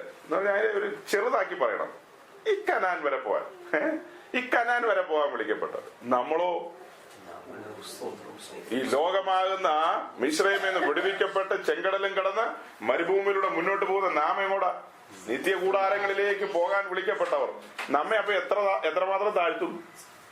അവരെ ആ കനാൻ കൊടുക്കാൻ വേണ്ടി തമ്പുരാൻ പരിശോധിച്ചു. പരിശോധിച്ചിട്ട് എത്ര പേരെ കിട്ടി? കനാനിലേക്ക് എത്ര പേരെ കിട്ടി? 30 ലക്ഷം ഇറങ്ങിയതില് 2 പേര് അതിന് യോഗ്യരായി. അപ്പൊ നാം ഒത്തിരി ഉണ്ട്, 30 അല്ലല്ലോ, 3000 കോടിയുണ്ട്. ഞങ്ങളുടെ സഭയാണ് ഏറ്റവും ഭൂലോകത്തിലെ ഏറ്റവും വലുതെന്നാ പറയുന്നത്. അതിന് എത്രണ്ണം പോകും? അതൊന്നും ഒരു ഉദ്ദേശിക്കും പിടിയില്ല. എണ്ണ ഇപ്പൊ ഞങ്ങൾ കൂടുതൽ പറയും. അപ്പൊ ഈ ഇറങ്ങി വന്ന കോടാനുകോടി പെന്തിക്കോസ് ലോകമെമ്പാടുമുണ്ട്. ഇതിൽ നിന്ന് എത്ര എണ്ണം നിത്യതയ്ക്ക് ഒരുങ്ങുന്നുണ്ട്? ഇതിൽ എത്ര എണ്ണ ഇത് വിട്ട് പുറത്തു പോകരുതെന്ന് പറഞ്ഞു? ഇതിനകത്ത് തന്നെ എത്ര പേര് നിൽക്കും? നിന്ന് കുറച്ചു നേരം കഴിയുമ്പോ കാല് കഴിക്കും. നിന്ന് മടുത്ത് കഴിയുമ്പോ എന്ത് ചെയ്യും? ഭയങ്കര അയ്യോ ഇനി എവിടെയെങ്കിലും ഒന്ന് പോയി. അപ്പോഴാണ് ഒരുത്തൻ വന്ന് പുറത്ത് എന്ന് പറയുന്നത്, എന്തിനാ ഇങ്ങനെ നിന്ന് കട്ടപ്പെടുന്നത്? എനിക്കല്ല കുശീനട്ടതാണ്. ഇരുന്ന് കഴിയുമ്പോഴാ ഓ എന്തൊരു സുഖം. ഉടനെ ഒരു ഫാനും കൂടെ എടുത്തോണ്ട് വെച്ചത്. ഇവിടെ ഫാനും ഇല്ല, ഒന്നുമില്ല. എന്നാൽ നിന്നിങ്ങനെ കാറ്റൊക്കെ അടിച്ച് പതിയെ ഒരു ആലസ്യത്തിലേക്ക്, ഒരു മയക്കത്തിലേക്ക് ഇങ്ങനെ നമ്മളങ്ങ് പോവുകയാണ്. അപ്പൊ ഒരു കുടിക്കാനൊരു സാധനം തന്നു. ട്രെയിനിൽ കയറി പോയിട്ടുള്ളവർക്ക് അവനോട് ചോദിച്ചാൽ അവൻ പറഞ്ഞു തരും. ഒരാൾ ട്രെയിനിൽ രാജസ്ഥാനിൽ നിന്ന് എറണാകുളത്തിന് വരുമ്പോൾ ട്രെയിനിൽ വെച്ച് കുടിക്കാൻ സ്നേഹത്തോടെ കൊടുത്തു. ഒറ്റ വലിക്ക് കുടിച്ചു. എറണാകുളത്ത് വന്നിട്ട് ആശാൻ അറിഞ്ഞില്ല. പിന്നെ വന്ന് റെയിൽവേക്കാര് തട്ടി വിളിക്കേണ്ടി വന്നു. നോക്കി കഴിച്ചപ്പോ ഒന്നുമില്ല, ഉടുത്ത തുണിയൊക്കെ ഉണ്ട്, വേറെ ഒരു സാധനം കാര്യമില്ല, വീട്ടിൽ പോകാനായിട്ട് വണ്ടി കൂലിയില്ല. ഇതാണ് പെന്തിക്കോസിന് പറ്റാൻ പോകുന്നത്. കഴിയുമ്പോൾ ചോദിക്കണം കേട്ടോ. രാജസ്ഥാനിൽ നിന്ന് എറണാകുളം വരെ വന്ന യാത്ര വേണമെങ്കിൽ എഴുതിക്ക് വന്നിട്ട് എന്തൊക്കെ കയ്യിലുണ്ടായിരുന്നത്, ഊടുതൂടി അല്ലാതെ ഒരു സാധനം ഉണ്ടായിരുന്നോ എന്ന് ചോദിക്കുക. അവൻ എഴുതിക്കൊണ്ട് സാക്ഷിയെ എഴുതിക്കൊണ്ടാണ് വിസ്തരിക്കുന്നത്. അതുപോലെ തന്നെ ഈ കൂടാരം വിട്ട് പുറത്തേക്ക് ഇറങ്ങി കുഷീനിൽ പോയിരുന്ന് അവൻ തന്ന കാറ്റും അടിച്ച് ജ്യൂസും കുടിച്ചത് പരമാർത്ഥമാണ്. നിന്റെ എല്ലാം അവൻ ഊരി മാറ്റും. സാകലത് ഇവന്റെ തുണി ഒന്നും ഊരി മാറ്റില്ല. നമ്മുടെ ആദ്യം ഊരി മാറ്റാൻ പോകുന്നത് എന്താ? വസ്ത്രം. ഒരു വസ്ത്രം, നമുക്കൊരു വസ്ത്രം. പുരോഹിതന് ആദ്യം എന്താ കിട്ടുന്നത്? വസ്ത്രം. പൗരോഹിത്യ വസ്ത്രം ഊരിയാ പിന്നെ കോമോട്ടി കയറാൻ പറ്റുമോ? 11 ഗോത്രക്കാർക്ക് ഇതിലേക്ക് കയറാൻ പറ്റുമോ? ഒരൊറ്റ ഗോത്രക്കാർക്ക്. ആർക്കാ? ലേവി ഗോത്രത്തിൽ തന്നെ. ആർക്ക്? അഹരോനും അവന്റെ മക്കൾക്ക് മാത്രമേ അകത്ത് കയറാൻ പറ്റുള്ളൂ. ലേവി ഗോത്രത്തിൽ ബാക്കിയുള്ളവർക്ക് അടുത്ത് വരാം. അവർക്ക് നിൽക്കാൻ ഒരു സ്ഥലം ഉണ്ട്, അവിടെ വരെ വരാവുള്ളൂ. അഹരോനും മക്കൾക്ക് മാത്രമേ ഇതിനകത്തേക്ക് പ്രവേശനമുള്ളൂ. അപ്പൊ അതിനകത്തേക്ക് വരുമ്പോ അവർ വെള്ളം കൊണ്ട് കഴുകും, അവർക്ക് നീളക്കുപ്പായോ അങ്കി കൊടുക്കും, നെറ്റിമേൽ പട്ടം വെക്കും, തലമേൽ മുടി വെക്കും. മുടി എന്ന് പറഞ്ഞാൽ ഒരു തൊപ്പി പോലത്തെ സാധനം. അപ്പൊ തൊപ്പി വെക്കും. അതിനകത്ത് തൊപ്പി വെക്കുന്നതിന് മുമ്പ് എന്തൊഴിക്കും? അഭിഷേക തൈലം ഒഴിക്കും. അങ്ങനെ ഇതെല്ലാം കഴിഞ്ഞ് അവരുടെ കരപൂരണം പൂർത്തിയാകും വരെ അതിനകത്ത് നിൽക്കണം. അപ്പൊ അങ്ങനെ നിൽക്കണമെങ്കിൽ അവിടെ വേറെ കസേരയൊന്നുമില്ല. ഈ കൂടാരത്തിനകത്ത് കസേരയൊന്നുമില്ല. മഹാപുരോഹിതൻ എപ്പോഴും അവിടെ എങ്ങനെയാ ശുശ്രൂഷിക്കുന്നത്? ഇരുന്ന് സ്തോത്രം പറഞ്ഞോണ്ടിരിക്കുകയാണോ? അതിനകത്ത് മഹാപുരോഹിതൻ നിൽക്കുകയാണ്. എപ്പോഴും പുരോഹിതന്മാര് നിൽക്കുകയാണ്. അപ്പോ അതിനകത്ത് ഇങ്ങനെ നിന്ന് കട്ടപ്പെടുന്ന കാണുമ്പോൾ നമ്മളോട് സ്നേഹം തോന്നി. ഏതെങ്കിലും ഒരു അമേരിക്കൻ സായിപ്പോ ഒരു മദാമയോ, ഇപ്പൊ മദാമ ഇറങ്ങിയിട്ടുണ്ട് ഒത്തിരി, ഒരു സായിപ്പോ ഒരു മദാമയോ, എറണാകുളത്ത് ഒരു പാസ്റ്റർ ഒരു മദാമ കൈകാര്യം ചെയ്യുന്നുണ്ട്. എന്ന് പറഞ്ഞാൽ മദാമ ഇങ്ങനെ കൊടുത്തോണ്ടിരിക്കുക ലക്ഷക്കണക്കിന്. മദാമയുടെ കൂടെ സായിപ്പുണ്ട്, പക്ഷെ മദാമയെ കൺട്രോൾ ലക്ഷങ്ങൾ കൊടുത്തോണ്ടിരിക്കുക. അപ്പൊ മദാമയുടെ ഉപദേശത്തിലാണ് ഇപ്പൊ സഭ പോയിക്കൊണ്ടിരിക്കുന്നത്. മദാമയുടെ ഉപദേശം എന്ന് പറഞ്ഞാൽ അവര് പറയുന്നത് എന്ത് നമ്മൾ എന്ത് ചെയ്യണം?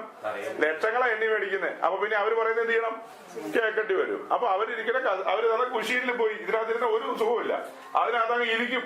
ഇരുന്ന് കഴിയുമ്പോ ഫാൻ വെച്ച് തരും, പിന്നെ കുടിക്കാൻ ജ്യൂസും തരും, പിന്നെ ആയുഷ്കാലം കഴുത്ത് എവിടെയായിരിക്കും? അവിടെയായിരിക്കും. പുറത്തു വരാൻ പറ്റുമോ? വാ തുറന്ന് വല്ലതും പറയാൻ പറ്റുമോ? അങ്ങനെ അനേകം ശുശ്രൂഷകന്മാരുടെ കഴുത്ത് കക്ഷത്തിലിരിക്കുക പലരുടെയും. വേലയ്ക്ക് ഇറങ്ങുമ്പോ വലിയ ഗ്ലോറി അല്ലേലിയൊക്കെയാ. ഇതിനകത്ത് കൃത്യം പറയുന്നുണ്ട്, എന്റെ നീതിമാൻ വിശ്വാസത്താൽ.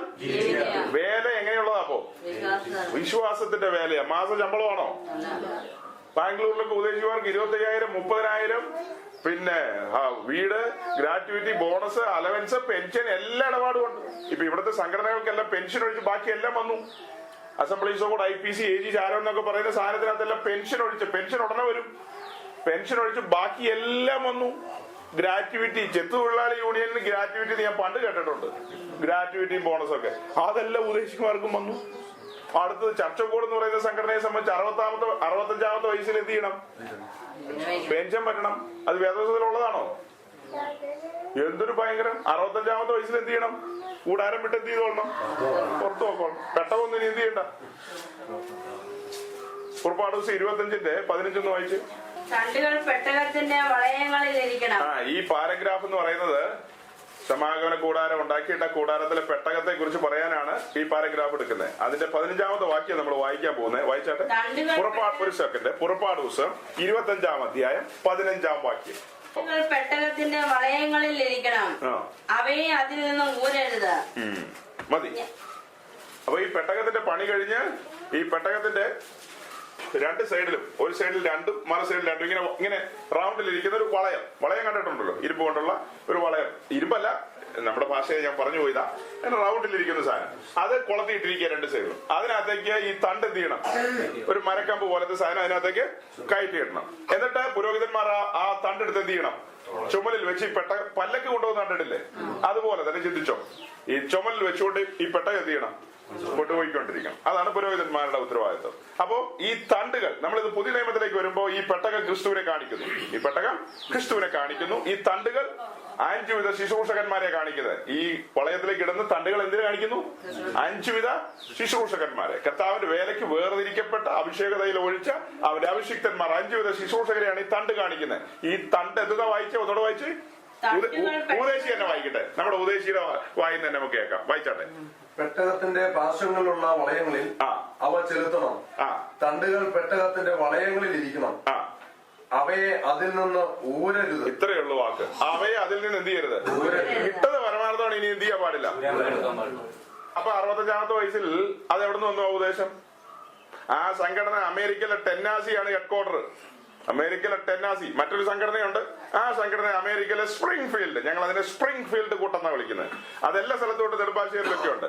അപ്പൊ അമേരിക്കയിലെ ടെന്നാസിയിലെ സായിപ്പന്മാരെ പ്ലാൻ ചെയ്യുകയാണ് 65-ാമത്തെ വയസ്സിൽ ഇവരെയൊക്കെ എന്ത് ചെയ്തേക്കാം, സ്പെയിൻ വലിച്ചേക്കാം. 65-ാമത്തെ വയസ്സിൽ പിന്നെ അത്ര കത്തി നിൽക്കുന്ന പാർട്ടികളെ ആണെങ്കിൽ ആ സഭയിലെ ലോക്കൽ സഭയിലെ വിശ്വാസികൾ ഈ ഉപദേശി തൽക്കാലം വിടാൻ പറ്റില്ലെന്ന് പറഞ്ഞാൽ മാത്രം എന്ത് ചെയ്യാം, ഇരിക്കാം. അല്ലെങ്കിൽ നോർമൽ സാധാരണ പൊതുവിൽ പറഞ്ഞ എങ്ങനെ വരും, 65-ാമത്തെ വയസ്സിൽ എന്ത് ചെയ്തോളണം, ഗുഡ് ബൈ പറഞ്ഞ് വീട്ടിൽ പൊക്കോളണം. അപ്പൊ അങ്ങനെ വീട്ടിൽ പോകുമ്പോഴാണ് ഇവര് ചിന്തിക്കുന്നത്, കടപ്പാടൊക്കെ വേണ്ടേ, ഇങ്ങനെ പോയാ മതിയോ? പെൺപിള്ളേരും ഉണ്ട് ആൺപിള്ളേരും ഒക്കെ ഉണ്ട് ഉപദേശിക്കുക. 65-ാമത്തെ വയസ്സിൽ വിരമിച്ചിട്ട് നടറോട്ടിൽ പോയിരിക്കാൻ പറ്റുമോ? അപ്പൊ ഇവരെന്ത് ചെയ്തിരിക്കും,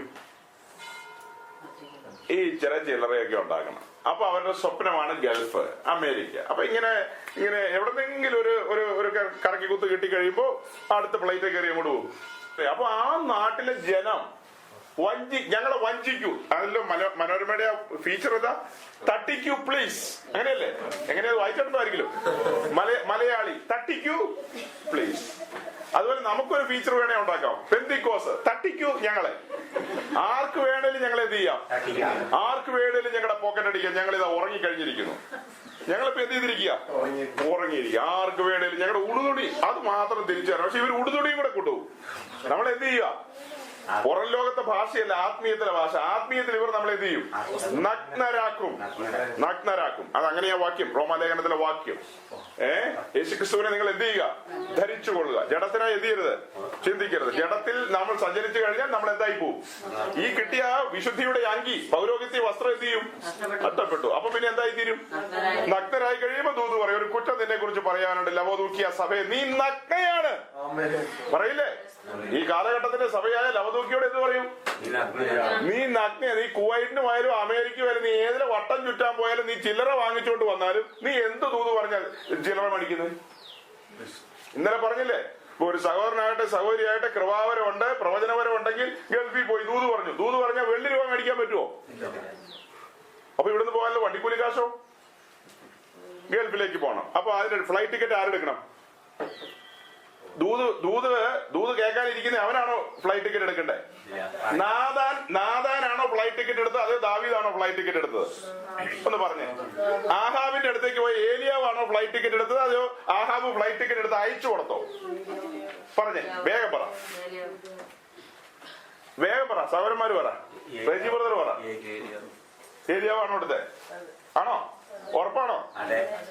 അപ്പൊ ദൂത് കഴിഞ്ഞിട്ട് ടിക്കറ്റ് നമ്മൾ എടുത്തു. ഇനി ആഹാബിനോട് പോയി ചോദിക്കാം, ഇമെയിൽ സംവിധാനം അന്നില്ലല്ലോ. ടിക്കറ്റ് നമ്മൾ എടുത്തു.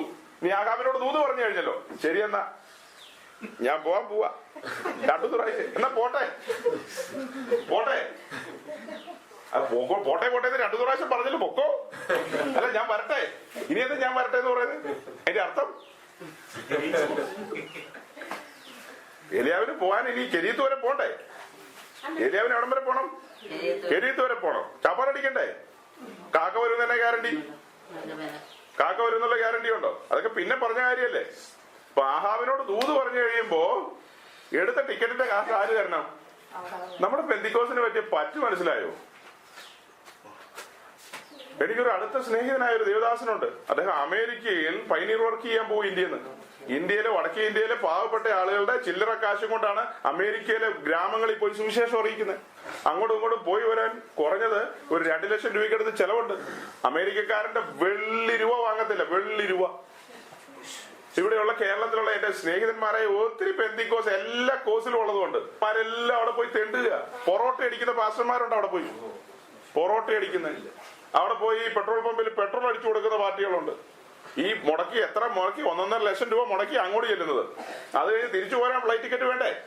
അങ്ങനെ ഈ കാര്യങ്ങളെല്ലാം ചെലവും. ഇവിടെ വരുമ്പോ ഭാര്യ നോക്കിയിരിക്കുകയായിരിക്കും ഉദ്ദേശിയുടെ അമ്മമ്മ.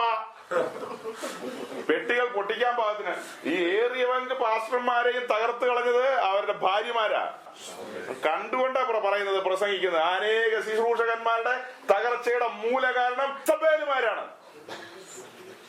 അവര് നല്ല മനസാക്ഷിയില്ല പലരും വേലയ്ക്ക് ഇറങ്ങിയത്. കുറെ കഴിയുമ്പേലുമാരുടെ മോഹം വർദ്ധിച്ച് കാണുന്നതെല്ലാം അവർക്ക് വേണം. അങ്ങനെ ഇവരെ ലോകം മുഴുവനും അയച്ച് കടവും വിലയും മേടിച്ചിട്ടൊക്കെ ആരംഭത്തിൽ ചിലര് പോകുന്നത്. പിന്നെ സംബന്ധമൊക്കെ കൂടി കഴിയുമ്പോൾ പിന്നെ അവിടെയൊക്കെ ചെന്ന് ബന്ധങ്ങൾ സ്ഥാപിച്ചു കഴിയുമ്പോൾ അവര് ടിക്കറ്റ് അയച്ചു കൊടുക്കും. യഥാർത്ഥത്തിലുള്ള വേലയും ശുശ്രൂഷയും ചിന്തിച്ചു നോക്കി. ഇനി കൂടാരത്തിനകത്താ നിൽക്കുന്നതെങ്കിൽ ഇവന്റെ ആവശ്യത്തിനുള്ളതെല്ലാം എവിടെയുണ്ട്? ഈ പെട്ടകം ചുമക്കുന്ന പുരോഹിതന് വേണ്ടിയതെല്ലാം ആര് കൊടുക്കും? ഈ തണ്ട് ഇതിനകത്ത് ഇട്ടാ പിന്നെ എന്ത് ചെയ്യരുത്? ഈ തണ്ട് ഊരുന്നതിന് തുല്യമല്ലേ? എന്നെ ഈ പെട്ടകം ചുമക്കാൻ ഇവിടെ ഏൽപ്പിച്ചിരിക്കുകയാണെങ്കിൽ ദൈവം അനുവദിക്കാതെ ഞാൻ ഒരിക്കലും എവിടെ പോകരുത്? പുറത്തു പോകാൻ പാടില്ല. ഈ കഴിഞ്ഞ 2 മാസം, ഈ കഴിഞ്ഞ ഒക്ടോബർ നവംബർ 2 മാസം ഞാൻ അമേരിക്കയിൽ നിൽക്കേണ്ടയാളാ. 2 മാസം എന്റെ അടുത്ത സ്നേഹിതൻ അമേരിക്കയിലുണ്ട്. അദ്ദേഹം എന്നോട് പറഞ്ഞു, ഈ കാര്യങ്ങളെല്ലാം നമുക്ക് അമേരിക്കക്കാരെ അറിയിക്കണം, അമേരിക്കയിൽ വരണമെന്ന്. ദൈവം എന്നെ അയക്കുന്നില്ല, എനിക്ക് അങ്ങനെ ഒരു പ്രേരണ പോലുമില്ല, ഞാൻ വരുന്നില്ല. പ്രാർത്ഥിച്ചു നോക്കാന്ന് പറഞ്ഞു. എന്ത് പ്രാർത്ഥിക്കാൻ? ഒറ്റ വാക്ക്, കർത്താവേ നിന്റെ ഹിതമാണെങ്കിൽ നടക്കട്ടെ. അത്രയേ ഉള്ളൂ പ്രാർത്ഥന. ഇനി മുട്ടിപ്പായി പ്രാർത്ഥിക്കണോ? ഒറ്റ വാക്കി പ്രാർത്ഥിച്ചു. ദൈവഹിതമാണ് എന്ത് ചെയ്യണം? ദൈവഹിതമാണ്. എന്റെ ഉള്ളിൽ തള്ളിച്ച വരും, തിരത്തള്ളൽ വരും, അദ്ദേഹത്തിന് ഇരിക്കാൻ പറ്റാതെ വരും. അപ്പൊ ഞങ്ങൾ തമ്മിൽ എന്ത് ചെയ്യും? ബന്ധപ്പെട്ടുകൊണ്ടിരിക്കും. പക്ഷെ ഇതൊന്നും നടക്കുന്നില്ല. അദ്ദേഹത്തിന് എന്നോടുള്ള ഒരു സ്നേഹം കൊണ്ട് എന്ത് ചെയ്യാം? അപ്പൊ അദ്ദേഹത്തിന്റെ ഈ ചില്ലറയുണ്ട്, ടിക്കറ്റ് എടുക്കും, ഞാൻ എന്ത് ചെയ്യും? പറന്ന് അവിടെ ചെന്ന് കുറെ ദൂത് പറയും, കുറെ ഡോളറുമായിട്ട് എന്ത് ചെയ്യും? തിരിച്ചു. ഇവിടെയുള്ള ഉപദേശിമാരെല്ലാം കേട്ട് കഴിയുമ്പോൾ എന്ത് പറയും? ആ സജീവ് പാസ്റ്റർ എന്തായി? അനുഗ്രഹിക്ക. ഒരു തവണയൊന്ന് ഗൾഫിൽ പോകാൻ നേരത്തെ എന്റെ അയൽവാസിയായ ഒരു പാസ്റ്റർ 1 മാസത്തേക്കാ പോകുന്നത് ഏകദേശം. അപ്പൊ അദ്ദേഹം പറയാം, ഓക്കെ പാസ്റ്റർ പോയി അനുഗ്രഹിക്കപ്പെട്ടു വാന്ന്. അപ്പൊ ഞാൻ ശപിക്കപ്പെട്ടവനാണോ? ഇപ്പൊ ഞാൻ ശപിക്കപ്പെട്ടവനാ? ഞാൻ എവിടെയാ? ഈ കോമ്പൗണ്ടിൽ നിന്ന് ഞാൻ പുറത്തിറങ്ങുന്നുണ്ടോ?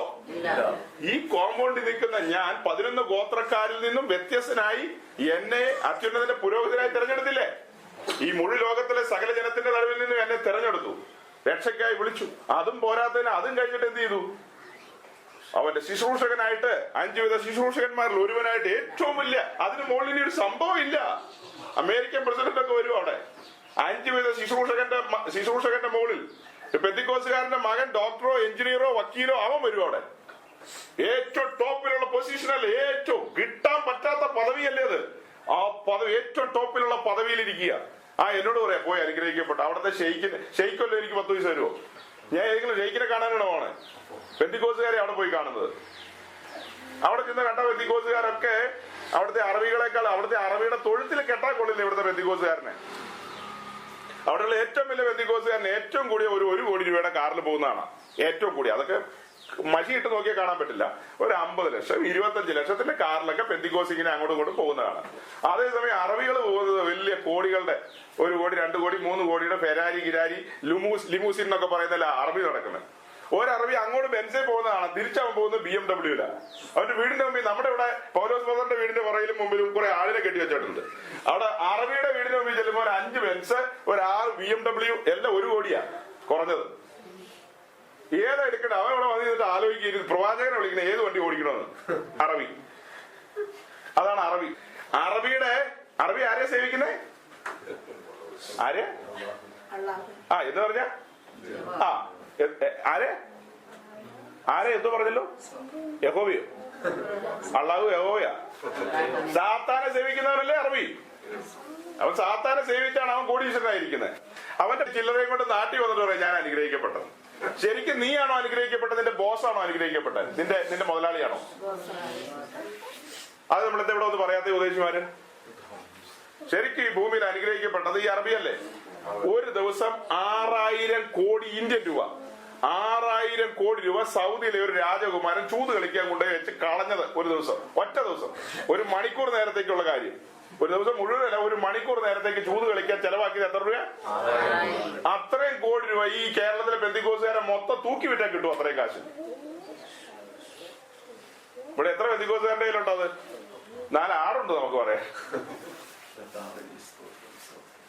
നാണക്കേട്. അനുഗ്രഹത്തിന്റെ പ്രസംഗം അല്ല ഇത്. അത് വന്നാർന്ന് ഞാൻ തുറന്നേനെയല്ല ചാപ്റ്ററുകൾ. ഇവിടെ തലകുത്തിക്കുന്ന ഉദ്ദേശി അനുഗ്രഹിക്കപ്പെടുന്ന പറയുന്നതിന് ഓൾട്ടോ കാറിലാണ് വരുന്നത്. അവിടെ നമ്മൾ അന്തം വിട്ടുപോവാ. വലിയ ഫെരാരിയിലും ലിമൂസിനിലും കാഡിലാക്കിലൊക്കെ അറബി പോകുന്നതാണ്. ഇപ്പൊ അറബിയുടെ അറബിച്ചി പോലും വണ്ടി ഓടിക്കുക അവിടെ. സൗദി അറേബ്യ ഒഴിച്ച് ബാക്കി എല്ലാ അറബി ദേശങ്ങളിലും മുസ്ലിം സ്ത്രീകൾ പോലും എന്ത് ചെയ്യുന്നുണ്ട്?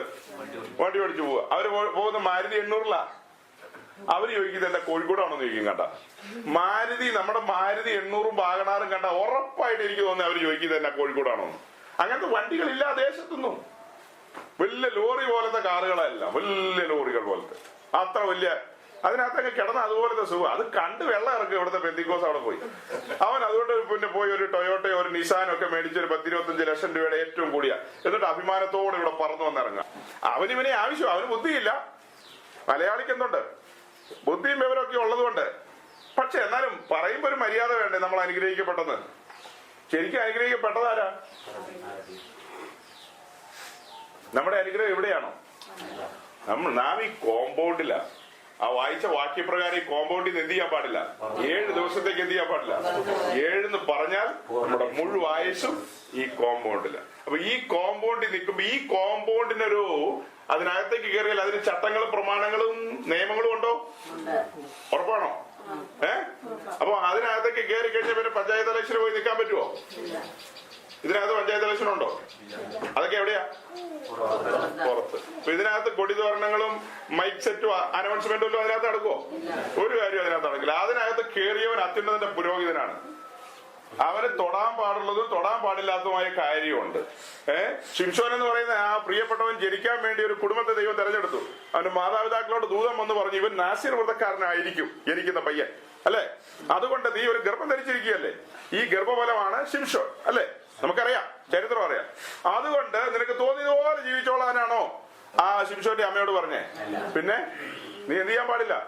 നീ പലതും ചെയ്യാൻ പാടില്ല. നിനക്ക് വീഞ്ഞു കുടിക്കാൻ പാടില്ല, മദ്യം കുടിക്കാൻ പാടില്ല, അങ്ങനെ ചെയ്യാൻ പാടില്ല, ഇങ്ങനെ ചെയ്യാൻ പാടില്ല. അയ്യോ, അങ്ങനെയൊക്കെയാണ് ഞങ്ങൾ പെന്തിക്കോസ് വിടുക എന്ന് പറഞ്ഞാൽ ഒക്കുവോ? ഇങ്ങനെയൊക്കെ പോയി നമ്മുടെ പ്രവാസകാലം ഭയത്തോടും വിറയലോടും. ഒരു വാക്യോടെ വായിച്ച് അവസാനിപ്പിക്കുകയാണ്. പത്രോസിന്റെ ലേഖനം 1 പത്രോസ് 1:14 മുതൽ താഴേക്ക് 2-3 വാക്യം നമ്മൾ വായിക്കും. 1 പത്രോസ് 14 മുതൽ 17 വരെ. പണ്ട് നിങ്ങളുടെ അജ്ഞാനകാലത്ത്, പണ്ടെന്ന് പറഞ്ഞ പണ്ട് ഒരു വാക്കാത്. പണ്ട് ഇവിടെ ഉദ്ദേശിച്ച പണ്ട് ഏതാ റജീബ പറയാ? പണ്ട് പണ്ട് എന്ന് പറഞ്ഞാ അത് അറിയായ്മയുടെ കാലാന്ന് മനസ്സിലായി. പണ്ട് നാം ഈ രക്ഷയിലേക്ക് വരുന്നതിന് സെക്കൻഡുകൾക്ക് ബാക്കിൽ അവിടെ വരെയുള്ള കാലം ആ പണ്ടുള്ള കാലം. ആ പണ്ട് നിങ്ങൾ ആ കാലത്ത് നമുക്ക് എന്തുണ്ടായിരുന്നു? അനേകം മോഹങ്ങളൊക്കെ ഉണ്ടായിരുന്നു. ആ മോഹങ്ങളും പാണ്ടക്കെട്ടുകളുമായിട്ട് ഈ കോമ്പൗണ്ടിലേക്ക് കയറാൻ പറ്റുമോ? അജ്ഞാനകാലത്തെ മോഹങ്ങളെ മാതൃകയാക്കാതെ. അപ്പൊ ഇപ്പൊ ഇവിടെ വരുമ്പോ ഇവിടെ മാതൃക മാറി. മാതൃകാ പുരുഷൻ ആരാ? ഇവിടത്തെ മാതൃക മൊത്തം പർവ്വതത്തിലെ മാതൃകയാ ഇവിടെ. ഈ പണ്ടത്തെ കാലത്തെ മാതൃക എന്ന് പറയുന്നതെല്ലാം താഴ്വരയിലെ മാതൃകയാ, അല്ലെ? പണ്ടത്തെ മാതൃകകൾ എവിടത്തെയാ? താഴ്വരയിൽ. അതെല്ലാം കാളക്കുട്ടി ഉണ്ടാക്കുന്ന കാര്യങ്ങൾ അവിടെ. പക്ഷെ ഇത് പർവ്വതത്തിൽ ഉണ്ടാക്കുന്നതിനാ. ഒരു വിശുദ്ധ ആലയമാണ് പർവ്വതത്തിൽ ഉണ്ടാക്കുന്നത്. പണ്ടുള്ള അജ്ഞാനകാലത്തെ മോഹങ്ങളെ മാതൃകയാക്കാതെ നിങ്ങളെ വിളിച്ച വിശുദ്ധന്. നിങ്ങളെ ആരാ വിളിച്ചത്? നിങ്ങളെ വിളിച്ചവൻ ആരാ? അതെ, വിളിച്ചവൻ ഞാനാകുന്നവൻ, ഞാനാകുന്നു എന്ന് പറഞ്ഞവനാ വിളിച്ചത്. നിങ്ങളെ വിളിച്ച വിശുദ്ധന് ഒത്തവണ്ണം. നമ്മൾ പറയില്ല ഒത്തവണ്ണം, അതൊരു വാക്കല്ലേ? ഒത്തവണ്ണം. ഈ കാര്യങ്ങൾക്ക് ഇങ്ങനെ ഇതിനൊത്തവണ്ണം അങ്ങനെ തന്നെ ചെയ്താൽ കാര്യം സെറ്റാകുമെന്ന് പറയും. ഒത്തവണ്ണം ചെയ്തില്ലെങ്കിലോ കെട്ടിടം താഴെ കിടക്കും. അത്ര തന്നെ. ഒത്തവണ്ണം അനുസരണമുള്ള മക്കളായി എല്ലാ നടപ്പിലും. നമ്മിൽ നിന്ന് ദൈവം എന്താ ആഗ്രഹിക്കുന്നുണ്ട്? ഒരു അനുസരണം ആഗ്രഹിക്കുന്നുണ്ട്. ദൈവത്തിന്റെ മക്കളാണോ നാം? അവനെ എന്ത് ചെയ്യണം? അബ്രഹാം ദൈവത്തെ അനുസരിച്ചവനല്ലേ? അബ്രഹാമിന്റെ സന്തതിയായ യേശുക്രിസ്തു വഴി ജനിച്ച നാം എന്തായിരിക്കണം? അനുസരിക്കണം. ദൈവത്തെ സകലത്തിലും അനുസരിക്കണം. അനുസരണമുള്ള മക്കളായി എല്ലാ നടപ്പിലും വിശുദ്ധരാകുവിൻ. എങ്ങനെ? എല്ലാ നടപ്പിൽ എന്ന് പറഞ്ഞാ എല്ലാ നടപ്പിൽ എന്ന് പറഞ്ഞാ ഏതെങ്കിലും ഒഴിവുണ്ടോ? കഴിവുണ്ടോ? ഒരു ഒഴിവുമില്ല. ഒഴിവില്ല. ഈ കോമ്പൗണ്ടിലേക്ക് കയറി കഴിഞ്ഞാൽ പിന്നെ സകല നടപ്പിലും. നടപ്പൊരു വാക്കല്ലേ? നടപ്പ് ഒരു ചെറിയ കാര്യമാണോ? നടക്കണമെങ്കിൽ ഒരു വഴി വേണ്ടേ? നടക്കാൻ എന്ത് വേണം? വഴി വേണം. വഴി തുറന്ന് കിട്ടിയാൽ എന്ത് ചെയ്യാം? നടക്കാം. നിന്റെ വചനം എന്റെ കാലിന് എന്റെ പാത തുറന്നു കിട്ടിയാൽ നമുക്ക് നടക്കാം. പാത ഇല്ലെങ്കിലോ? പാത തുറന്നു കിട്ടണമെങ്കിൽ എന്ത് സംഭവിക്കണം? ആ പറഞ്ഞ വാക്യപ്രകാരം നിന്റെ വചനം എന്റെ കാലിന്. അപ്പോ ആ വചനമാകുന്ന ദീപം പ്രകാശിച്ചാൽ, തെളിഞ്ഞാൽ ആ വെളിച്ചത്തിൽ നമുക്ക് എന്ത് തുറന്നു കിട്ടും? പാത കിട്ടും. അപ്പൊ കത്തേണ്ടത് എന്താ? ദൈവത്തിന്റെ വചനമാകുന്ന വിളക്ക് കെട്ടുപോയിന്നാ ഞാൻ ഇന്നലെ പറഞ്ഞേ. ഇന്നലെ മിനിങ്ങാന്നോ വിളക്ക് കത്തിയാൽ എന്ത് കിട്ടും? പ്രകാശം. ആ പ്രകാശത്തിൽ എന്ത് തുറന്നു കിട്ടും? പാത തുറന്നു കിട്ടി പാതയിലൂടെ നടന്നു തുടങ്ങിയാൽ എവിടെ എത്തും? വിശുദ്ധ പർവ്വതത്തിൽ. ആരുടെ അടുക്കലെത്തും? വിശുദ്ധനായ പിതാവിനോട് കൂടെ ഒരുമിച്ച് പിന്നെ വസിക്കാം യുഗായുഗം. അപ്പോ ഒന്ന് വിളക്ക് തെളിയണം, പാത തുറന്നു കിട്ടണം, നാം നടക്കണം, കുറ്റിയടിച്ച് നിൽക്കരുത്. പിന്നെ എന്ത് ചെയ്യണം? നടക്കണം, മുന്നോട്ട് പോകണം. പോകുമ്പോൾ പണ്ടുള്ള അജ്ഞാന കാലത്തെ കാര്യങ്ങൾ എന്തെങ്കിലും കൂടെ ഉണ്ടെ പോകാൻ പറ്റുമോ പർവ്വതത്തിലേക്ക്? ഈ പാണ്ടക്കെട്ടുകളുമായിട്ട് പർവ്വതത്തിലേക്ക് എന്ത് ചെയ്യാൻ പറ്റില്ല. വല്ലതും മനസ്സിലാവുന്നുണ്ടോ മോളെ? സാരമില്ല, പിന്നീട് പതിയെ മനസ്സിലായിക്കോളും. അപ്പോ എന്ത് ചെയ്യണം? പണ്ടുള്ള മോഹങ്ങൾ നാട്ടിലുള്ളവർക്കെല്ലാം മോഹങ്ങൾ കാണും. ലോകത്തിലുള്ളവർക്കും സ്വന്തക്കാർക്കും ബന്ധുക്കൾക്കും ഒക്കെ എന്തുണ്ട്? പലവിധ മോഹങ്ങളുണ്ട്. അതെല്ലാം നമുക്ക് എന്ത് ചെയ്യാൻ പാടില്ല. നാം നാസ്യബോധക്കാരാണ്. നമുക്ക് ഒരിക്കലും എല്ലാത്തിലും കൈ എല്ലായിടത്തും നടക്കാൻ പറ്റത്തില്ല. അപ്പോ നടപ്പ് എല്ലാ നടപ്പിലും ഇതാണ് കുഴപ്പം പറ്റിയത്. ഇവിടെയാ ഞാൻ വിശുദ്ധനാകൊണ്ട് ഞാൻ വിശുദ്ധനല്ലായിരുന്നെങ്കിൽ നമുക്ക് ഒരുമിച്ച് ജോളിയായിട്ട് പോവായിരുന്നു. ഞാൻ എന്റെ വിശുദ്ധിന്ന് ഒരിക്കലും എന്ത് ചെയ്യാൻ പോകുന്നില്ല. എനിക്കൊരു മാനസാന്തരം നിങ്ങൾ പ്രതീക്ഷിക്കുകയും വേണ്ട, പ്രാർത്ഥിക്കുകയും വേണ്ട, ഉപവസിക്കുകയും വേണ്ട. ഞാൻ വിശുദ്ധനാണ്. തമ്പുരാൻ പറയാ ഞാൻ ആരാ? ഞാൻ വിശുദ്ധനാ. അപ്പൊ ഇത്രയേ ഉള്ളൂ. ഞാൻ വിശുദ്ധനായോണ്ട് നിങ്ങൾ ഇനി എന്താകണം? അല്ലെങ്കിൽ ഞാൻ മാനസാന്തരപ്പെടുന്ന ഓർത്ത് നിങ്ങൾ ആയുസേതരും കളയണ്ട. നിങ്ങൾ എന്ത് ചെയ്തോളൂ? സ്ഥലം കാലിയാക്കി കോമ്പൗണ്ടിൽ നിങ്ങൾ എന്ത് ചെയ്തോ? ഞാൻ പിടിച്ചൊന്നും നിർത്തില്ല. നിങ്ങൾക്ക് എന്ത് ചെയ്യാം? നമ്മുടെ ഫ്രീ വിൽ അഥവാ എന്താ പറയുന്നത്, സ്വന്തം ഇഷ്ട. അത് ദൈവം അടച്ചു പറഞ്ഞോ? സ്വന്തം ഇഷ്ടം ഇപ്പോഴും തന്നിട്ടുണ്ട്. നമുക്ക് എന്ത് വേണമെങ്കിലും ചെയ്യാം. ഞാൻ വിശുദ്ധനായോണ്ട് നിങ്ങളും എന്നിട്ട് എന്നെഴുതിയിരിക്കുന്നുവല്ലോ, മുഖപക്ഷം കൂടാതെ ഓരോരുത്തരുടെ പ്രവൃത്തിക്ക് തക്കവണ്ണം ന്യായം വിധിക്കുന്നവനെ നിങ്ങൾ പിതാവെന്ന് വിളിക്കുന്നുവെങ്കിൽ. അപ്പൊ ഇവിടെ ഒരു കാര്യം വന്നു. ദൈവത്തിന് മുഖപക്ഷമില്ല. സ്വതന്ത്രാഴ്ച കൂടുതൽ കൊടുത്താലോ ഒരു കാര്യമില്ല, കുറച്ച് കൊടുത്താലും കൂടുതൽ കൊടുത്താലും ഒന്നും ഒരു കാര്യമില്ല. മുഖപക്ഷം കൂടാത്ത ദൈവം. ഓരോരുത്തരുടെ പ്രവൃത്തിക്ക് തക്കവണ്ണം. അപ്പൊ നമ്മുടെ ഓരോരുത്തരുടെയും പ്രവൃത്തി തൂക്കി നോക്കൂന്നൊരു സൂചന കിട്ടിയെന്ന് തോന്നുന്നു അല്ലെ? കിട്ടിയോ? അറിയാ സഹോദര? ഓരോരുത്തരുടെയും പ്രവൃത്തി തമ്പുരാൻ എന്ത് ചെയ്യും? തൂക്കി നോക്കുന്ന തുലാസി വെച്ച് മെനെ തെക്കേൽ ഉപസി ഞാൻ നിന്നെ തൂക്കി നോക്കിയപ്പോ എന്ത് കണ്ടു? കുറവുള്ളവനായിട്ട് കണ്ടു. കണ്ട പോക്ക ഒറ്റ തട്ട. പിന്നെ ദൂതന്മാരെടുത്ത് ഒരു ഒറ്റ ഏറാ. പിന്നെ എങ്ങോട്ട് പോകും? അഗ്നി പൊയ്കയിലേക്ക്, തീ പൊയ്കയിലേക്കാ പിന്നെ പോകുന്നത്. കുറവിന് വേണ്ടിയാണ് ഈ വഴിയിലേക്ക് ഇറങ്ങിയത്. ഈ കോമ്പൗണ്ടിലേക്ക് കുറവില്ലാത്ത ഊനമില്ലാത്ത ഇതിനകത്തേക്ക് കയറി വരേണ്ടത്. ഊനമുള്ളതിനകത്തേക്ക് കൊണ്ടുവരാൻ പറ്റുമോ? ഒരു ഊനവും പാടില്ല. ഓക്കെ, അപ്പോ വായിച്ചേ. ഓരോരുത്തരുടെ പ്രവൃത്തിക്ക് തക്കവണ്ണം ന്യായം വിധിക്കുന്നവനെ നിങ്ങൾ പിതാവെന്ന് വിളിക്കുന്നുവെങ്കിൽ. അപ്പൊ നമ്മുടെ പിതാവ് ന്യായമുള്ള പിതാവാണ്, നീതിപതിയായ പിതാവാണ്. അപ്പോ ദൈവത്തെ കുറിച്ച് പ്രസംഗിക്കുകയും പഠിപ്പിക്കുകയും ഒക്കെ ചെയ്യുമ്പോ ഈ കാര്യം ഒന്ന് സൂചിപ്പിക്കട്ടെ ചെറുതായിട്ട് ആളുകളോട്. അതെയോ ദൈവ സ്നേഹമാകുന്നു മാത്രം പറഞ്ഞാൽ മതിയോ? ദൈവം പഞ്ചസാര പോലെ മധുരമാണെന്നാണോ പറയേണ്ടത്? അത് പറഞ്ഞ ഒരു സൈഡ്, നാണയത്തിന്റെ ഒരു സൈഡേ ഉള്ളൂ. അത് മറുസൈഡ് എന്താ? മറുസൈഡിലെ സ്വഭാവം കണ്ടില്ലേ? അവൻ നീതിപതിയായ ന്യായാധിപതിയാണ്. മുഖം നോക്കാത്തവനാണ്, മുഖപക്ഷമില്ലാത്തവനാണ്. അവന്റെ ന്യായാസനത്തിൽ നിന്ന് ന്യായം മാത്രമേ വെളിപ്പെടത്തുള്ളൂ നമ്മോടും, അല്ലേ? അങ്ങനെയെങ്കിൽ അവനെ പിതാവെന്ന് വിളിക്കുന്നുവെങ്കിൽ നാം ഇപ്പോൾ പ്രവാസികളായി. നാം ഇവിടെ അന്യരും പരദേശികളും. നമ്മുടെ പ്രവാസകാലമാണ്. ഈ പ്രവാസകാലം നാം എന്ത് ചെയ്യണം? ജോലിയായിട്ട് എന്ത് ചെയ്യണം? അടിച്ചു പൊളിച്ചു പോണോ? പിന്നെ എന്ത് ചെയ്യണം? സ്വർഗം അവന്റെ സിംഹാസനം, ഭൂമി അവന്റെ പാദപീഠം. ആ പാദപീഠത്തിൽ പ്രവാസകാലം കഴിച്ചു കൂട്ടുക വല്ല വിധത്തിൽ. ആ പ്രവാസകാലം എന്ത് ചെയ്യണം? ഭയത്തോടും, മറ്റൊരു ഭാഗത്തുണ്ട് വിറയലോടും. ഭയത്തോടും വിറയലോടും നാം എന്ത് ചെയ്യണം? യാത്ര ചെയ്യണം. ഞാൻ എന്റെ സഭയെ പണിയും. ഈ യാത്രയിലാണ് ഞാൻ എന്റെ പണി നടത്തുന്നത്. ഞാൻ വിളിച്ചു വേർതിരിച്ച എന്റെ ജനം, അവരെ ഞാൻ എന്റെ സഭയാക്കി മാറ്റും, എന്റെ കൂടാരമാക്കി, എന്റെ ആലയമാക്കി മാറ്റും. അതൊരു സൈഡ്, അത് നമുക്ക് പിന്നാലെ ചിന്തിക്കണം. എന്നാൽ ഈ യാത്രയിലേക്ക് വിളിക്കപ്പെട്ട അവന്റെ വിശുദ്ധന്മാരാണ് നാം, അവന്റെ പുരോഹിതന്മാരാണ് നാം.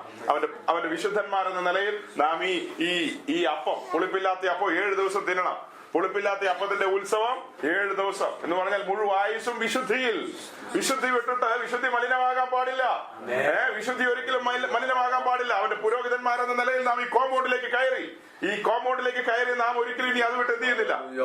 പുറത്തേക്ക് പോകുന്നില്ല. അപ്പൊ ഇതിനകത്തേക്ക് കയറി നമുക്ക് രോഗം വന്നാലോ? അതും കൂടെ ചിന്തിക്കട്ടെ. ഇതിനകത്തേക്ക് കയറി നമുക്ക് രോഗം വന്നു, മാരകമായ രോഗം. നമ്മുടെ അവയവങ്ങളിൽ പലതിലും രോഗം കടന്നു വന്നു. അങ്ങനെ വലിയ മാരകമായ രോഗത്തിലൂടെ പോകുമ്പോൾ നാം എന്ത് ചെയ്യണം? സ്തോത്രം. എന്ത് ചെയ്യേണ്ടി വരും എന്ന് പറഞ്ഞാ നമ്മുടെ സഹായം വരുന്ന പർവ്വതം എവിടെയാ? അതിനകത്താണേലും എവിടെയാണേലും നമ്മുടെ സഹായം വരുന്ന പർവ്വതം എവിടെയാ? ആ പർവ്വതത്തിൽ നിന്ന് അല്ലാതെ നമുക്ക് സഹായം വരുന്നുണ്ടോ? വരുന്നുണ്ടെങ്കിലോ വേറെ പല പർവ്വതങ്ങളിൽ നിന്ന് സഹായം വരുമെന്ന് വരുന്നുണ്ടെന്ന് ചിന്തിക്കുക. അങ്ങനെ വന്നാൽ ആ സഹായങ്ങൾ സ്വീകരിക്കണോ? ഈ കോമ്പൗണ്ടിലേക്ക് വന്നാൽ ഇതിനകത്തുള്ളതിന്റെ ഉടമസ്ഥൻ നമ്മെ നടത്താൻ പ്രാപ്തനല്ലേ? അപ്പൊ അതിനകത്ത് വരുമ്പോ ക്യാൻസർ ആകട്ടെ, എന്നാ രോഗമാകട്ടെ, എന്ത് വലിയ രോഗം വന്നാലും ആരറിഞ്ഞു മാത്രമാ?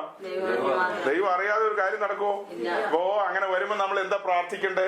പിതാവേ സ്തോത്രം, അടിയനിതാ നിന്റെ മകളായ ഞാൻ കർത്താവ് ഇങ്ങനെ ഒരു കാര്യത്തിലൂടെ കടന്നു പോകുമ്പോ ഇതിലൂടെ നീ എന്നോട് എന്താ സംസാരിക്കുന്നത്? നീ എന്നെ എന്താ പഠിപ്പിക്കാൻ ആഗ്രഹിക്കുന്നത്? നീ എന്നോട് ഇതിലൂടെ എന്താ സംസാരിക്കുന്നത്? നിന്റെ ഉദ്ദേശം എന്താ ഈ വിഷയത്തിൽ? എനിക്കൊരു ചെറിയ ബോധ്യം തരണമേ. ആ ബോധ്യം നമുക്ക് കിട്ടിക്കഴിഞ്ഞാൽ പിന്നെ ആശ്വാസമായില്ലേ? പിന്നെ അതിനകത്തിരുന്നുകൊണ്ട് നമ്മൾ മനസ്സിലാക്കുകയാണ് ഈ കൂടാരം, എന്റെ ഈ മൺമയ കൂടാരത്തിന് രോഗം വന്നിരിക്കുകയാണ്. അപ്പൊ ഒരു പക്ഷെ എന്റെ വണ്ടി വരാൻ സമയമായിരിക്കാം, അല്ലെ സമയമാകാതെ, അതായത് ആ ഒരു സമയത്തേക്ക് വേണ്ടി മാത്രം അനുവദിച്ചതാണെങ്കിൽ അതിലൂടെ കടന്നു പോകുമ്പോൾ ഇന്നലെ പറഞ്ഞ പോലെ വല വെച്ച് പിടിച്ചിരിക്കുക. അപ്പോ ഇനി തീയിലൂടെയും വെള്ളത്തിലൂടെയും കടന്നു പോവുക. ആ പ്രോഗ്രാം പൂർത്തീകരിക്കപ്പെട്ട് കഴിയുമ്പോഴത്തേക്കും നാം പൊന്നുപോലെ എന്തായിട്ട് മാറും? പുറത്തേക്ക് നാം ആത്മീക സമൃദ്ധിയിലേക്ക് വരും. അത് കഴിയുമ്പോൾ പിന്നെ മുന്നോട്ട് പോകും. പിന്നെ നിയമിക്കപ്പെട്ടൊരു സമയമുണ്ട്, 70, 80, 90, 100 എത്രയോ. അവിടെ വരുമ്പോഴത്തേക്കും തിരശ്ശീലയിടും. എന്നാന്ന് നമുക്കറിയില്ല. അന്ന് നമ്മൾ എന്ത് ചെയ്യണം? പോകണം. അപ്പൊ ഈ രോഗത്തിലും ഭാരത്തിലേക്കും വരുമ്പോൾ ഒരു വിശുദ്ധൻ എപ്പോഴും അവന്റെ ആശ്വസിപ്പിക്കുന്ന കൃപാവരങ്ങളുള്ളവർ വന്ന് ആശ്വസിപ്പിക്കുന്നത് എന്ത് പറഞ്ഞ് ആശ്വസിപ്പിക്കുന്നതെന്ന് പറഞ്ഞ ദൈവവചനം പറഞ്ഞു. ആ വചനം പറഞ്ഞ് ആശ്വസിപ്പിക്കാൻ പറ്റിയൊരു വാക്യം ഞാൻ വായിച്ചു കേൾപ്പിക്കാം. ഫിലിപ്പി ലേഖനം 3:21. അതും കൂടെ ഒന്ന് വായിക്കാം. അവൻ സകലവും തനിക്ക് കീഴ്പ്പെടുത്തുവാൻ കഴിയുന്ന തന്റെ വ്യാപാര ശക്തി കൊണ്ട് നമ്മുടെ താഴ്ചയുള്ള ശരീരത്തെ തന്റെ മഹത്വമുള്ള ശരീരത്തോട് അനുരൂപമായി രൂപാന്തരപ്പെടുത്തും. ഒന്നുകൂടെ വായിച്ചു. അവൻ സകലവും തനിക്ക്. രോഗത്തിലിരിക്കുന്ന ഒരു സഹോദരൻ സഹോദരി ഭാരത്തിലിരിക്കുന്നു, ഞരക്കത്തിലിരിക്കുന്നു, വലിയ നിരാശയും കഷ്ടവും ബുദ്ധിമുട്ടൊക്കെയുണ്ട്, വലിയ രോഗം, മരണകരമായ നിലയിലേക്ക് നീങ്ങിക്കൊണ്ടിരിക്കുക. അങ്ങനെ ഇരിക്കുമ്പോ പ്രിയരായ നമ്മൾ അവരുടെ അടുക്ക ചെന്നിട്ട് അനേക കാര്യങ്ങൾ വചനത്തിലൂടെ പറഞ്ഞും പങ്കുവെച്ചും പ്രത്യാശയുടെ ഗീതങ്ങൾ പാടിയും കൂടെ ഇരുന്ന് പ്രാർത്ഥിച്ചും വചനം പറഞ്ഞ് ഉറപ്പിക്കുന്ന ഭാഗങ്ങളിലൊന്നാണ് ഈ വാക്യം. ഒന്നുകൂടെ വായിച്ചു. അവൻ സകലവും തനിക്ക് കീഴ്പ്പെടുത്തുവാൻ കഴിയുന്ന തന്റെ വ്യാപാര ശക്തി കൊണ്ട് നമ്മുടെ താഴ്ചയുള്ള ശരീരത്തിന് രോഗം നിശ്ചയമായും വരും. ഈ ശരീരത്തിന് രോഗമുണ്ട്, ദുഃഖമുണ്ട്, നിരാശയുണ്ട്, കണ്ണുനീരുണ്ട്, ഇതെല്ലാം ഉണ്ടാകും. ഈ താഴ്ചയുള്ള ശരീരത്തെ തന്റെ മഹത്വമുള്ള ശരീരത്തോട് എന്ത് ചെയ്യും? അനുരൂപമായി രൂപാന്തരപ്പെടും. തന്റെ മഹത്വമുള്ള ശരീരത്തെ നമ്മൾ എവിടെയാ കണ്ടത്? കഴിഞ്ഞ തവണ നമ്മൾ കണ്ടതാ. ആ മഹത്വമുള്ള ശരീരത്തെ യോഹന്നാൻ എവിടെ വെച്ചാ കണ്ടത്? യോഹന്നാൻ പത്മോസിൽ വെച്ച് ആ മഹത്വമുള്ള ശരീരത്തെ കണ്ടില്ലേ? എന്തൊരു ഭയങ്കര തേജസ്സിലാ നിൽക്കുന്നത്. ആ തേജസ്സിന്റെ രൂപം, ആ തേജസ്സിന്റെ കൂട്, ആ തേജസ്സിന്റെ മഹത്വമുള്ള ശരീരം നാം വെളിപ്പാട് പുസ്തകത്തിൽ കാണുകയാണ്. ഇപ്പൊ ഇവിടെ വായിക്കുകയാണ്, നമ്മുടെ ഈ താഴ്ചയുള്ള ശരീരത്തെ നാളെ എന്തായി മാറ്റും? അവന്റെ മഹത്വമുള്ള ശരീരത്തോട് അതുപോലെ തന്നെ സെയിം ഇമേജ് എന്നാണ് ഇംഗ്ലീഷിൽ വരുമ്പോ. ആ സെയിം പോലെ, ഒന്നുപോലെ തന്നെ, വേറെ ഒരു മാറ്റവും ഒരു വ്യത്യാസവും ഇല്ലാത്ത നിലയിൽ അതേ നിലയിലേക്ക് നമ്മെ എന്ത് ചെയ്യും? കൊണ്ടുപോകും. അതേ നിലയിലേക്ക് നമ്മെ കൊണ്ടുപോകാനുണ്ട്. അങ്ങനെ തന്നെ നാം ആയാൽ, രൂപാന്തരപ്പെട്ട് മാറ്റപ്പെട്ടാൽ അവനോടുകൂടെ നാം ഒരുമിച്ച് എവിടെ ഇരിക്കും? പുതിയ യെരൂശലേമിൽ സിംഹാസനത്തിലിരിക്കും. അവിടെ ഒന്നും എത്തിയില്ലെങ്കിലോ അവനോടുകൂടെ ഇരിക്കാൻ പറ്റുമോ? രക്ഷിക്കപ്പെട്ട് സ്നാനപ്പെട്ട് അഭിഷേകത്തിൽ നിൽപ്പുണ്ടെങ്കിൽ പുതിയ ഭൂമി വരും, അത്ര തന്നെ. അവനോട് കൂടെ ഇരിക്കണമെങ്കിൽ രണ്ടും പറ്റിച്ചേർന്ന് എന്താകണം? ഒന്നാകണം. ക്രിസ്തു തലയും നാം ശരീരം. ആ മഹത്വമുള്ള ശരീരം കണ്ടത് അതുപോലെ തന്നെ സഭ എന്തായിട്ട് മാറും? കാന്ത ഒരേ നിലയിലേക്ക് മാറും. അതിനായി ഒരു തീച്ചൂള അനുവദിച്ചു. അതിനായി എന്ത് ചെയ്തു? ഒരു തീച്ചൂള ദൈവം അനുവദിച്ചു. ഒരു ഫർണസ്, ഒരു ചൂള, ഒരു ഉല.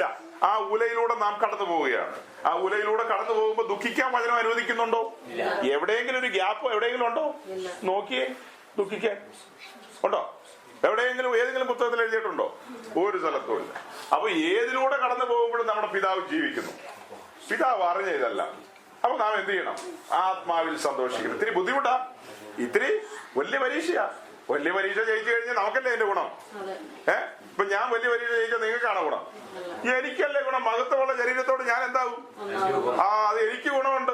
സമ്പത്ത് കാലത്ത് തൈവത്ത് വെച്ചാൽ അങ്ങനെ നാട്ടിലുള്ള ചൊല്ലാതെ വേദപുസ്തകത്തിലും ആ സെയിം ഉണ്ട്. ഈ പ്രവാസകാലത്ത് നാം എന്ത് ചെയ്യണം? നമ്മുടെ നിക്ഷേപം ഉയരത്തിലായിരിക്കണം, ഭൂമിയിലായിരിക്കണോ? നിക്ഷേപം എന്ന് പറഞ്ഞാൽ പൈസ കൊണ്ടേ അവിടെ കെട്ടുന്ന കാര്യമല്ല. അതുപോലെ ഉപദേശിമാര് വളയ്ക്കുക. നിങ്ങളുടെ നിക്ഷേപം ഉയരത്തിലായിരിക്കണം എന്ന് പറഞ്ഞാൽ നിങ്ങൾ നിങ്ങളുടെ പേഴ്സ് എടുക്കോ. നിങ്ങൾ എന്ത് ചെയ്യണം? പേഴ്സ് എടുക്കോ. അതിൽ ഏറ്റവും വലുത് എന്ത് ചെയ്യണം? പുറത്തെടുത്ത് നിക്ഷേപങ്ങളെ ഇടൂ. നിങ്ങൾ അവിടെ വരുമ്പോ നിങ്ങൾക്ക് എന്ത് കാണാം? അവിടെ ATM കാർഡ് ഇട്ട് കഴിഞ്ഞാൽ നിങ്ങൾക്കുള്ളത് സകലത് ATM-ൽ കാർഡ് ഇട്ട് കഴിഞ്ഞാൽ അവിടെ വരും. ഇപ്പോ നിങ്ങൾ നിക്ഷേപിച്ചാൽ അവിടെ വെച്ചത് എന്ത് ചെയ്യാം? അവിടെ ഇപ്പൊ ഏതെല്ലാം രാജ്യത്തിന്റെ ATM കൗണ്ടർ വെക്കേണ്ടി വരും? ഇന്ത്യക്കാരൻ രൂപയായിട്ടത്, അമേരിക്കക്കാരൻ ഡോളറായിട്ടത്. അപ്പൊ എല്ലാ ബാങ്കിന്റെ എന്ത് ചെയ്യേണ്ടി വരും? നമ്മളിപ്പോ ATM ഇതിട്ട് കഴിഞ്ഞാൽ പുറത്തേക്ക് വരുന്ന പൈസ ഏതാ? രൂപ. അവിടെ സ്വർഗത്തിൽ ഏത് കറൻസി ആയിരിക്കും ഉപയോഗിക്കുന്നത്? ഇതൊന്നും സാധാ പെന്തിക്കോസ് ചിന്തിക്കുന്ന പോലുമില്ല. അവർ പറയുന്നതേ പേഴ്സ് എടുക്കും, അവർ പറയുന്നതേ എന്ത് ചെയ്യും? കൊണ്ടുപോയിടും. അത് എന്നാ ഇടുന്നതിന്റെ കാര്യം? ഉള്ളിലുള്ള ആഗ്രഹം എന്നാ? ഈ 1000 എന്തായിട്ട് മാറണം? 10,000 മതിയോ? ചെറിയ സ്വപ്നങ്ങൾ. അത് 1 ലക്ഷം ഒക്കെ ആഗ്രഹിക്കുന്നേ. 1000 ഇടുമ്പോ 1 ലക്ഷം വരണം. ഈട് കൊടുക്കേ ചോറും കറി എന്ന് പറയുന്ന പോലെ വരുന്ന വിചാരം. ദൈവം എന്നെ ചൂത് കളിക്കാരനാണോ? ഇപ്പൊ സംശയങ്ങൾ നിങ്ങൾക്ക് വന്നു കാണാം. ദൈവം അനുവദിച്ചാൽ നമുക്ക് പിന്നീട് ഇത് ക്ലിയർ ചെയ്യാം. ഇതല്ല ഏതെങ്കിലും ഒരു ബന്ധുക്കോസ് ഉദ്ദേശിച്ച് കേട്ട ഈ ഉദ്ദേശിക്ക് എന്തോ കുഴപ്പമുണ്ടെന്ന് അവര് പറയും. കാരണം ഇതെല്ലാം പണത്തിൽ അധിഷ്ഠിതമാണ് പ്രസംഗങ്ങളെല്ലാം. ഈ പ്രസംഗം എല്ലാം എവിടെ പോയി അവസാനിക്കുന്നേ? പണത്തിലാ. അല്ലാതെ ഇതൊന്നും ഉയരത്തിലോ സ്വർഗത്തിലോ ക്രിസ്തു കേന്ദ്രീകൃതമൊന്നുമല്ല. ഇതെല്ലാം പണത്തിൽ അവസാനിക്കുകയാണ്. അപ്പോ ഇന്നത്തെ ഈ കാര്യപരിപാടികളൊക്കെ ചിന്തിച്ചു കഴിഞ്ഞാൽ ഭയം തോന്നില്ലേ? ഈ പോകുന്ന പോക്കെല്ലാം ചിന്തിച്ചാൽ ഭയം തോന്നുമോ? സഹോദരങ്ങളെ, ഇതിൽ നിന്നെല്ലാം നാം വിടുവിക്കപ്പെടണം. ഇതിൽ നിന്നെല്ലാം നാം എന്ത് ചെയ്യണം? വിടുവിക്കപ്പെടണം. ഇതിൽ നിന്നെല്ലാം വിടുവിക്കപ്പെട്ട് നാം ആത്മീയത്തിൽ ആരോഗ്യമുള്ളവരായി, നല്ല ബോധ്യമുള്ളവരായി. ഈ താഴേക്ക് ഇറങ്ങി നിന്നിട്ട് ഈ മുകളിലേക്ക് പോകുന്ന റോഡ് അടിമാലിക്കാരായ നിങ്ങളോട് ചോദിക്കുക, റോഡ് എങ്ങോട്ടാന്ന് ചോദിച്ചാൽ നിങ്ങൾ എന്ത് പറയും? ഒറ്റ വാക്കി പറഞ്ഞ 3 പറയില്ലേ? ആലോചിച്ചിട്ട് നിങ്ങള് അതിലേക്ക് പോകുന്നാന്ന് പറയോ? നിങ്ങൾ പറയില്ലേ? ഇപ്പൊ ഞങ്ങൾ പുറമേന്ന് വരുന്ന ഒരാൾ ചിലപ്പോ വഴി തെറ്റിയൊക്കെ പറഞ്ഞു കളയാ. ഇവിടെ വർഷങ്ങളായി താമസിക്കുന്ന നിങ്ങൾ പറയോ? ഉറപ്പായിട്ടും പറയോ? ഇല്ലല്ലോ. അപ്പൊ ഈ കേട്ട കാര്യങ്ങൾ, ആത്മീയ കാര്യങ്ങൾ, നിങ്ങൾ അതിൽ ഉറച്ച്, വചനത്തിൽ ഉറച്ച്, ആത്മീയത്തിൽ ബലം പ്രാപിച്ചു കഴിഞ്ഞാൽ ആര് വർത്തമാനം പറയാൻ വന്നാലും നമുക്ക് എന്ത് ചെയ്യാം? യെസ്, ഇങ്ങനെയാണ് കാര്യങ്ങൾ. ഞങ്ങളുടെ കർത്താവ് ഞങ്ങളെ പഠിപ്പിച്ചത് ഇങ്ങനെയാണ്. ഞങ്ങളുടെ പ്രവാസകാലം എന്ത് ചെയ്യണം? ഭയത്തോടും വിറയലോടും പോകണം.